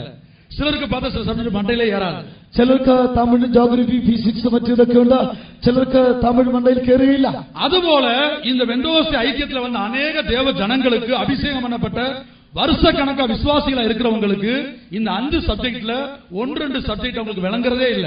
അതുപോലെ തന്നെ ഈ പെന്തക്കോസ്ത് സമൂഹത്തിലേക്ക് ഐക്യത്തിലേക്ക് വന്നിരിക്കുന്നവർ അഭിഷേകം പ്രാപിച്ചവർക്ക് ചിലർക്ക് 1-2 വിഷയങ്ങൾ ഇതുവരെയും മനസ്സിലാകുന്നില്ല. எபேசியர் 4ஆம் அதிகாரத்துல வாசிக்கும் போது 13ஆம் வசனத்துல அந்த 5 சப்ஜெக்ட் என்னன்னு எழுதப்பட்டிருக்கு. എഫെസ്യർ 4ന്റെ 13ആം വാക്യത്തിൽ ഈ 5 വിഷയങ്ങളെ കുറിച്ച് പറഞ്ഞിരിക്കുന്നു. முதலாவது அப்போஸ்தலர், ഒന്നാമത് അപ്പോസ്തലൻ, இரண்டாவது தீர்க்கதரிசி, രണ്ടാമത് പ്രവാചകൻ, மூன்றாவது சுவிசேஷகர், മൂന്നാമത് സുവിശേഷകൻ, நான்காவது மேய்ப்பர், നാലാമത് ഇടയന്മാർ, ஐந்தாவது போதகர். അഞ്ചാമത് ഉപദേഷ്ടാക്കന്മാർ. இந்த 5 பாடத்தை நல்லா ஸ்டடி பண்ணி படிக்கணும். ഈ 5 പാഠവും നന്നായി പഠിക്കണം. இதை எல்லாருக்கும் படிக்க முடியாது. എല്ലാവർക്കും പഠിപ്പാൻ കഴിയുകയില്ല. ஆகவே தான் நம்முடைய மத்தியில ஒரு கூட்ட விசுவாசிகளும் ஒரு கூட்ட ஊழியர்களும் கைவிடப்படுகிறார்கள். ആയതുകൊണ്ടാകുന്നു നമ്മുടെ മധ്യേ ഒരു കൂട്ടം ശുശ്രൂഷകരും വിശ്വാസികളും കൈവിടപ്പെടേണ്ടതായി വരുന്നത്. ஏன்? എന്തുകൊണ്ട്? எபேசியர் 5:32 എഫെസ്യർ 5:32 சபை ஒரு ரகசியமாயிருக்கிறது. സഭ ഒരു മർമ്മമായിരിക്കുന്നു. கிறிஸ்து ஒரு ரகசியமாயிருக்கிறார். ക്രിസ്തു ഒരു മർമ്മമായിരിക്കുന്നു. இது சின்ன ரகசியம் அல்ல. ഇത് ചെറിയ മർമ്മമല്ല. இந்த ரகசியம் பெரியது. ഈ മർമ്മം വലിയത്. நான் கிறிஸ்துவை பற்றியும் சபையை பற்றியும் சொல்லுகிறேன். ഞാൻ ക്രിസ്തുവിനെയും സഭയെക്കുറിച്ച് എത്രേ പറയുന്നത്. அப்ப நீங்க சீட்டு கிடைச்சு இந்த பரிசுத்தவானுடைய ஐக்கியத்துல வந்தாலும் இந்த ரகசியத்தை விளங்கிக் கொள்ளாமல் ஜீவிக்கிறதான சில சப்ஜெக்ட அல்லது சில ஊழியர்களை ஏற்றுக்கொள்ளாத விசுவாசிகள் வருகையில கைவிடப்படுகிறார்கள். നിങ്ങൾ ഈ സഭയിൽ കൂട്ടായ്മയിൽ നിങ്ങൾക്ക് സീറ്റ് ലഭിച്ചു, പരിശുദ്ധാത്മാവിനെ പ്രാപിച്ചു, എന്നാലും നാം പഠിക്കുന്നതായ ചില വിഷയങ്ങൾ മനസ്സിലാക്കാതെയും ശുശ്രൂഷകർ കീഴ്പ്പെടാതെ പോയാൽ കർത്താവിന്റെ വരവിൽ രഹസ്യവരിയിൽ പോവാൻ കഴിയാതെ പോകും. ஒரு பாடத்தை எடுத்துக்கொள்ளுங்கள். ഒരു പാഠത്തെ കുറിച്ച് നോക്കുക. தமிழ் வாத்தியார் வந்து என்ன சொல்லுகிறார்? இப்படி போட்டு காமிச்சு இதுக்கு பேரு தா. തമിഴ് വാക്ക് ഇങ്ങനെ ബോർഡ് കാണിച്ചിട്ട് താ എന്ന് പറയുന്നു. அப்ப பிள்ளை என்ன செஞ்சு தா தா കുഞ്ഞുങ്ങളെല്ലാം പറഞ്ഞു താ. தானா இப்படிதான் இருக்கும். താ എന്ന് പറഞ്ഞാൽ മറ്റൊരു രീതിയിൽ ഇരിക്കും. பிள்ளைகள் மனப்பாடம் பண்ணியாச்சு. കുഞ്ഞുങ്ങൾ അത് മനപ്പാഠം പഠിച്ചു. தமிழ் பீரியட் முடிஞ்சாச்சு. തമിഴ് പീരീഡ് കഴിഞ്ഞു. அடுத்து இங்கிலீஷ் வாத்தியார் வர்றாரு. അടുത്ത ഇംഗ്ലീഷ് വാദ്യാർ വരുന്നു. அவர் என்ன சொல்றாரு? അവരെന്ന് പറയുന്നു, அதே உருவத்தை போட்டு காட்டி this is L. അതേ രൂപം കാണിച്ചിട്ട് പറയുന്നു ഇത് എൽ ആണ്. பிள்ளை கொஞ்சம் புத்திமுட்டு. என்னடா போன வாத்தியார் வந்து டான்னு சொன்னாரு. കുട്ടികൾക്ക് വലിയ ചിന്താക്കുഴപ്പം. എന്താണ് മുമ്പേ പറഞ്ഞു തായെന്ന് പറഞ്ഞു. அதே டிபிஎம் ஊழியம் தான். അതേ ടീപ്പും തന്നെ அதே ஒரே வஸ்திரத்தை தான் எல்லாரும் போட்டிருக்கிறாங்க. അതേ വസ്ത്രം തന്നെ എല്ലാരും ഇടുന്നു. போன முறை ஊழியம் செஞ்சவர் ஒரு மாதிரி ஒரு பிரசங்கம் பண்ணார், ஒரு உபதேசத்தை கொடுத்தார். മുൻപേ ശുശ്രൂഷിച്ചവർ ഒരു ഉപദേശം പറഞ്ഞു. அவர் தான்னு சொல்லிட்டு போன காரியத்தை இவர் வந்து எல்லுன்னு சொல்றார். അവൻ തായെന്ന് പറഞ്ഞത് ഇവൻ വന്ന് എല്ലെന്ന് പറയുന്നു. English over. ഇംഗ്ലീഷ് പീരീഡ് കഴിഞ്ഞു. அடுத்து மேத்ஸ் பீரியட் வருது. മാത്സ് പീരീഡ് വന്നു. அதே உருவத்தை போட்டு காட்டி அவர் என்ன சொல்றார்? This is right angle triangle. അതേ രൂപം കാണിച്ചിട്ട് ഇത് റൈറ്റ് ആംഗിൾ ട്രയാംഗിൾ എന്ന് പറയുന്നു. அப்ப நீங்க ஊழியக்காரங்களை குற்றப்படுத்தி என்ன பிரயோஜனம்? അപ്പൊ നിങ്ങൾ ശുശ്രൂഷയുടെ കുറ്റം പറഞ്ഞിട്ട് എന്താ പ്രയോജനം? என்ன செய்யணும்? നാം എന്ത് ചെയ്യണം? தமிழ் பரிசு எழுதும் போது ஓஹோ இது டா டா டா டா தமிழ் பரிசுல ஞாபகத்துக்கு வரணும். തമിഴ് വിഷയം പഠിക്കുമ്പോൾ ഇത് ടാ ടാ ടാ എന്ന് നാം പറഞ്ഞു പഠിക്കണം. ஆனா இங்கிலீஷ் பரிசுக்கு போகும்போது எல் எல் எல் என்ற ஞாபகத்துக்கு வரணும். എന്നാൽ ഇംഗ്ലീഷ് ഭാഷ പഠിക്കുമ്പോൾ ഇത് എൽ എൽ എൽ എന്ന് പറഞ്ഞ് പഠിക്കണം. ஆனா மேத்ஸ் பீரியட் போயாச்சுனா this is right angle triangleங்கிறது ஞாபகத்துக்கு வரணும். മാത്സ് ക്ലാസ് പഠിക്കുമ്പോൾ ഇത് റൈറ്റ് ആംഗിൾ ട്രയാംഗിൾ എന്ന് പഠിക്കണം. ആகவே தான் படிக்கிற நாட்கள்ல சிலருக்கு சில சப்ஜெக்ட் ஏறது இல்ல, கட்டடிச்சு சினிமா தியேட்டருக்கு போயிடுறாங்க. ஆகையால் நீங்க போறது இல்ல, சடங்குல சொல்றேன். അതുകൊണ്ട് പഠിക്കുന്ന കാലങ്ങളിൽ ചിലര് ക്ലാസ്സിൽ കയറില്ല, കട്ട് ചെയ്തിട്ട് സിനിമയ്ക്ക് വന്നു. നിങ്ങളെല്ലാം ദൂരെയുള്ളവർ. இப்ப 5 ஊழியத்தை குறித்து சொல்ல எனக்கு சமயம் இல்ல. எல்லா ശുശ്രൂഷയെ കുറിച്ച് പറയാൻ സമയമില്ല. ஒரே ஒரு ஊழியத்தை ஜனங்கள் ஏற்றுக்கொள்ள சகிக்க முடியாத, கட்டடிச்சு ஓடக்கூடிய ஒரே ஒரு ஊழியத்தை சொல்லி முடிக்கிறேன் நான். ജനങ്ങൾ ഏറ്റുകൊള്ളാൻ കഴിയാതെ, സഹിക്കാൻ കഴിയാതെ കട്ട് ചെയ്ത് ഓടുന്നതായ ഒരു ശുശ്രൂഷയെ കുറിച്ച് പറയട്ടെ. 1 കൊരിന്ത്യർ 12ஆம் அதிகாரம் 22ஆம் வசனத்துல இரண்டாவது உத்தியோகமாக தேவனால் அறிவிக்கப்பட்டிருக்கிறது. 1 கொரிந்தியர் 12-28 വാക്യത്തിൽ 22 വാക്യത്തിൽ രണ്ടാമത്തെ ഉദ്യോഗത്തെ കുറിച്ച് പറയുന്നു. ஆண்டவர் இந்த உத்தியோகத்தை 1 2 3 பிரிக்கிறார். കർത്താവ് ഈ ഉദ്യോഗങ്ങളെ 1 2 3 എന്ന് തിരിക്കുന്നു. அதுல இரண்டாவது தீர்க்கதரிசிகளையும் അതിൽ രണ്ടാമതായി പ്രവാചകന്മാരെയും ஒரு கதையை போல சொல்லி முடிச்சிடுறேன். ഒരു കഥയെ പോലെ പറഞ്ഞിട്ട് പിടിക്കട്ടെ. ஒரு இடத்துல நம்ம நடந்த சம்பவம். ഒരിടത്തിൽ നടന്ന സംഭവം. ஒரு பெரிய விசுவாசி அந்த தேசத்திலே பெரிய பதவியில் இருக்கிறார். ദേശത്തിൽ ഒരു വിശ്വാസി ഒരു ഉന്നതനായിരിക്കുന്നു. அவர் நம்முடைய கூட்டத்துக்கு வர்றார். അവൻ നമ്മുടെ യോഗത്തിന് വരുന്നുണ്ട്. அப்ப அவருடைய வீட்டுக்கு அவர் ஒரு நாள் வியாதிப்பட்டிருந்தார். അവരുടെ വീട്ടിൽ അവർ രോഗമുള്ളവരായിരുന്നു. அவர் வியாதிப்பட்டிருந்த வேளையில இந்த ஊழியக்காரங்க போய் அவருக்கு ஜெபிக்கல. അവർ രോഗിയായിരുന്ന സമയത്ത് ശുശ്രൂഷകർ പോയി അവർക്ക് വേണ്ടി പ്രാർത്ഥിക്കുന്നു. அங்க உள்ள ஊழியக்காரர் போய் ஜெபிக்கல. அதுலதாய ശുശ്രൂഷകർ പോയി പ്രാർത്ഥിക്കുന്നു. ஆனா உலகத்தார் வேறு இடத்துல இருந்து இவரை விசாரிக்க வந்தாங்க. എന്നാൽ മറ്റിടത്തിൽ നിന്ന് വേറൊരുവരൊന്ന് അന്വേഷിക്കുവാൻ വന്നു. அது இவரை காட்டிலும் பெரிய பதவியுள்ள ஆபீசர்ஸ். അവർ ഇവരെ കാട്ടിലും വലിയ ഉയർന്ന നിലയിലുള്ള ഓഫീസർമാരായിരുന്നു. கொஞ்சம் சாத்துக்குடி காம்ப்ளான்லாம் வாங்கிட்டு வந்தாங்க. സാത്തുകുടി കോംപ്ലാൻ ഇതെല്ലാം വാങ്ങിക്കൊണ്ട് വന്നു. இந்த விஷயம் ஊழியக்காரர் கேள்விப்பட்டார். ഈ കാര്യം ഈ ശുശ്രൂഷകർക്ക് അറിവ് വന്നു. அந்த ആபീസർ വിശ്വാസിയെ பார்த்து கேட்டார், ഓഫീസർ വിശ്വാസിയെ നോക്കി ചോദിച്ചു, உங்க வீட்டுக்கு யார் வந்தது? നിങ്ങളുടെ വീട്ടിൽ ആരാണ് വന്നത്? இன்னார் வந்தாங்க. ഇന്ന വ്യക്തി വന്നു. இனி அடுத்த கேள்வி, അടുത്ത ചോദ്യം, நீங்க ரெண்டு பேரும் என்ன பேசுனீங்க? നിങ്ങൾ രണ്ടുപേരും എന്താണ് സംസാരിച്ചത്? அவர் அதையும் மனத்தாழ்மையோடு சொன்னார். അവർ ആ കാര്യവും താഴ്മയോടെ പറഞ്ഞു. இனி மூணாவது கேள்வி, മൂന്നാമത്തെ ചോദ്യം, உங்க வீட்டுல என்னத்தெல்லாம் அவங்க பார்த்தாங்க? നിങ്ങളുടെ വീട്ടിൽ ഏതെല്ലാം കാര്യങ്ങൾ അവർ കണ്ടു? இப்படி கேட்டா நீங்க யாராவது பொறுமையா சொல்றீங்களா? ഇങ്ങനെ കാര്യങ്ങൾ ചോദിച്ചാൽ സഹിഷ്ണുയോട് ആരെങ്കിലും പറയുമോ? உடனே நம்ம அப்பத்தனுக்கு போன் போகும். ഉടനെ തന്നെ അപ്പോസ്തലനേക്ക് ഫോൺ അറിയിക്കും. இங்க உள்ள ஊழியக்காரர் சரியில்லை, உடனே டிரான்ஸ்ஃபர் வேணும். ഇങ്ങനെയുള്ളതായി ശുശ്രൂഷകർ ശരിയില്ല, അവരെ എത്രയും വേഗം സ്ഥലമാറ്റണം. யோசித்து பாருங்க. ചിന്തിച്ചു നോക്കുക. ஆனால் அவர் அதையும் சொன்னார். എന്നാൽ ആ കാര്യവും പറഞ്ഞു. இந்த ரூமை பார்த்தாங்க, ഈ റൂം നോക്കി, கிச்சனை பார்த்தாங்க, അടുക്കള നോക്കി, டைனிங் ஹாலை பார்த்தாங்க, ഡൈനിങ് ഹാൾ ശ്രദ്ധിച്ചു, பெட்ரூமை பார்த்தாங்க, ബെഡ്റൂം നോക്കി, டாய்லெட்டையும் பார்த்தாங்க. ടോയ്ലറ്റും ശ്രദ്ധിച്ചു. மிகவும் மனத்தாழ்மையோடு சொன்னார். വളരെ താഴ്മയോട് പറഞ്ഞു. உடனே இந்த ஊழியக்காரர் சொல்றார், ഉടനെ ഈ ശുശ്രൂഷകൻ പറഞ്ഞു ചോദിച്ചു, நீ எதையெல்லாம் காமிச்சியோ നീ ഏതെല്ലാം കാണിച്ചുവോ அதெல்லாம் வந்து சத்துருக்கள் கொண்டு போவாங்க. അതെല്ലാം നിന്റെ ശത്രുക്കൾ കൊണ്ടുപോകും. நீ காமிச்சதுனால നീ കാണിച്ചതിനാൽ உன் பிள்ளைங்க നിന്റെ മക്കൾ அந்த ஆபீசருடைய வீட்டுல ആ വ്യക്തിയുടെ വീട്ടിൽ வேலைக்காரங்களா இருப்பாங்க. വേലക്കാരായിരിക്കും. இப்படி சொன்ன அந்த ஊழியக்காரங்களை நம்ம விட்டு வைப்போமா? ഇങ്ങനെ പറഞ്ഞ ആൾ ശുശ്രൂഷകനെ വിടുമോ? யோசிச்சு பாருங்க. ചിന്തിച്ചു നോക്കുക. இது எங்க நடந்தது? ഇത് എവിടെ നടന്നു? நம்ம டிபிஎம்ல எந்த பிரான்ச்ல எந்த சென்டர்ல நடந்தது? നമ്മുടെ TPM-ൽ ഏത് ബ്രാഞ്ചിൽ ഏത് സെന്ററിൽ നടന്നു? வேதத்துல ஏசாயா புத்தகத்துல நடந்தது. തിരുവചനത്തിൽ യെശയ്യാ പ്രവചനത്തിൽ നടന്നു. எசேக்கியா ராஜாவை ഇസക്കിയ രാജാവ് ஏசாயா தீர்க்கதரிசியை கர்த்தர் அனுப்புகிறார். യെശയ്യാ പ്രവാചകനെ ദൈവം അയക്കുന്നു. ஏசாயா தானாய் வரவில்லை, യെശയ്യാ കാണാൻ സ്വയമായി വന്നില്ല, கர்த்தர் அனுப்புகிறார். ദൈവം അയക്കുന്നു. நீ எசேக்கியாவோட போய் கேள், യെശയ്യാവോട് ചെന്ന് ചോദിക്കൂ, யார் வந்தா உன்னை பார்க்க? ആര് വന്ന് അവനെ കാണുവാൻ? பாபிலோனின் ராஜாக்கள் பிரபுக்கள் ബാബിലോണിലെ പ്രഭുക്കന്മാർ என்ன பேசினார்கள்? അവർ എന്ത് ചോദിച്ചു? இதையெல்லாம் பேசினோம். എന്തെല്ലാം പറഞ്ഞു? என்னத்தை பார்த்தார்கள்? എന്തെല്ലാം കണ്ടു? என் வீட்டில் உள்ளதெல்லாம் காண்பித்து വീട്ടിലുള്ളതിനെ എല്ലാം കാണിച്ചു. நான் காண்பியாத ஒரு பொருளும் இல்லை. അവരെ കാണിക്കാത്തതായ യാതൊരു വസ്തുവും ഇല്ല. அடுத்து ஏசு என்ன சொல்லுகிறார்? അടുത്ത യേശയ്യാ എന്ന് പറയുന്നു, இதோ நாட்கள் வரும், ഇതാ കാലം വരും, அப்போது உன் வீட்டிலே இந்நாள் வரைக்கும் சேர்த்த எல்லாவற்றையும் பாபிலோன் ராஜாக்கள் கொண்டு போவார்கள். അപ്പോൾ ഇന്നാൾ വരെയും നിന്റെ വീട്ടിൽ ശേഖരിച്ചൊക്കെ ബാബിലോണിലെ രാജാക്കന്മാർ ആക്രമിച്ചു കൊണ്ടുപോകും. உம்முடைய பிள்ளைகள் அடிமைகளாய் மாறுவார்கள். നിന്റെ മക്കൾ അടിമകളായി തീരും. இதை கேட்ட நம்ம என்ன செய்வோம்? ഇത് കേട്ടാൽ നാം എന്ത് ചെയ്യും? இதை யோசித்து பாருங்க. உங்க மனசாட்சி விட்டுறேன் நான். നിങ്ങളുടെ മനസാക്ഷിക്ക് ഇവിടെ നിങ്ങൾ ചിന്തിച്ചു നോക്കുക. சண்டை போட மாட்டோம், எதிர்த்து சண்டை ചിലർ போட എതിർത്ത് സണ്ട പിടിക്കുക, വഴക്കുണ്ടാക്കുകയല്ല. வீட்டுல போய் மனைவி பிள்ளைகிட்ட சொல்லுவோம், இந்த ஊழியக்காரர் இப்படி பேசிட்டாரு. ഭാര്യയുടെ മക്കളോട് പറയും, ഈ ശുശ്രൂഷ ഇങ്ങനെ പറഞ്ഞല്ലോ. ஆனால் பிரியமானவர்களே, எசேக்கியா என்ன சொன்னா? എന്നാൽ പ്രിയമുള്ള യെശയ്യാവ് എന്താ പറഞ്ഞു? பிரசங்கம் நல்ல குட் மெசேஜ். ഇന്നത്തെ പ്രസംഗം നല്ല പ്രസംഗമാണ്. படித்து பாருங்க, நீ சொன்ன வார்த்தை நல்லது, നീ പറഞ്ഞത് നല്ലത് തന്നെ. என்னுடைய நாட்களில் நான் சமாதானமா இருப்பேன், அது போதும். എന്റെ കാലമെല്ലാം സമാധാനമായിരിക്കുമല്ലോ. நாம் எல்லாரும் கண்களை மூடுவோம். നമുക്കെല്ലാവരും இனி சொல்வதற்கு நிறைய விஷயங்கள் இருக்கிறது. ഇതിൽ വലിയ കാര്യങ്ങളുണ്ട്. தீர்க்கதரிசி சப்ஜெக்ட் என்ன? தீர்க்கதரிசி சப்ஜெக்ட் என்ன? പ്രവാചകൻ പറഞ്ഞ വിഷയം എന്താകുന്നു? ஓசியா 6ஆம் அதிகாரத்தில் வாசிக்கிறோம். ഹോശിയ 6-ാം അധ്യായത്തിൽ വായിക്കുന്നത്, எப்ராயிமே എഫ്രയീമേ உனக்கு என்ன செய்வேன்? നിനക്ക് വേണ്ടി ഞാൻ എന്ത് ചെയ്യും? யூதாவே യഹൂദയേ உனக்கு என்ன செய்வேன்? നിനക്ക് എന്ത് ചെയ്യേണ്ടു? உங்கள் பக்தி നിങ്ങളുടെ ഭക്തി காலையில் காணும் மேகத்தை போலவும், കാർമേഘത്തെ പോലെയും, காலையில் காணும் மேகம் காலையில் രാവിലെയുള്ളതായ മേഘത്തെ പോലെയും, விடியற் காலையில் தோன்றும் பனியை போலவும், വെളുപ്പാങ്കാലത്തുള്ളതായ മഞ്ഞിനെ പോലെയുള്ളതും ஒளிந்து போகிறது. ഇല്ലാതെ പോകുന്നത്. எங்கே தேவ சபையிலே ஜனங்கள் சீர்கெட்டு போகிறார்களோ, എവിടെ ദൈവസഭയിൽ ജനങ്ങൾ മര്യാദ കെട്ടു പോകുന്നുവോ, எங்கே பக்தி குறைகிறதோ, എവിടെ ഭക്തി കുറയുന്നുവോ, அடுத்த வசனத்திலே ஆண்டவர் சொல்லுகிறார், என் தீர்க்கதரிசிகளை கொண்டு உங்களை வெட்டினேன். അടുത്ത വചനത്തിൽ ദൈവം പറയുന്നത്, എന്റെ പ്രവാചകന്മാരെ കൊണ്ട് നിങ്ങളെ വെട്ടിക്കളഞ്ഞു, என் வாய்மொழிகளை கொண்டு உங்களை அறம் பண்ணினேன். എന്റെ വാളുകളെ കൊണ്ട് നിങ്ങളെ അരിഞ്ഞു കളഞ്ഞു. அதுதான் தீர்க்கதரிசியுடைய சப்ஜெக்ட். അതാകുന്നു പ്രവാചകന്റെ വിഷയം. சுருக்கமா சொல்ல போனா ஒரு கசாப்பு கடைக்காரனுடைய வேலை. ചുരുക്കമായി പറഞ്ഞാൽ ഒരു കശാപ്പുകാരന്റെ ജോലി. ஒரு நாளைக்கு 2 ஆடுல அவர் வெட்டுறாரு.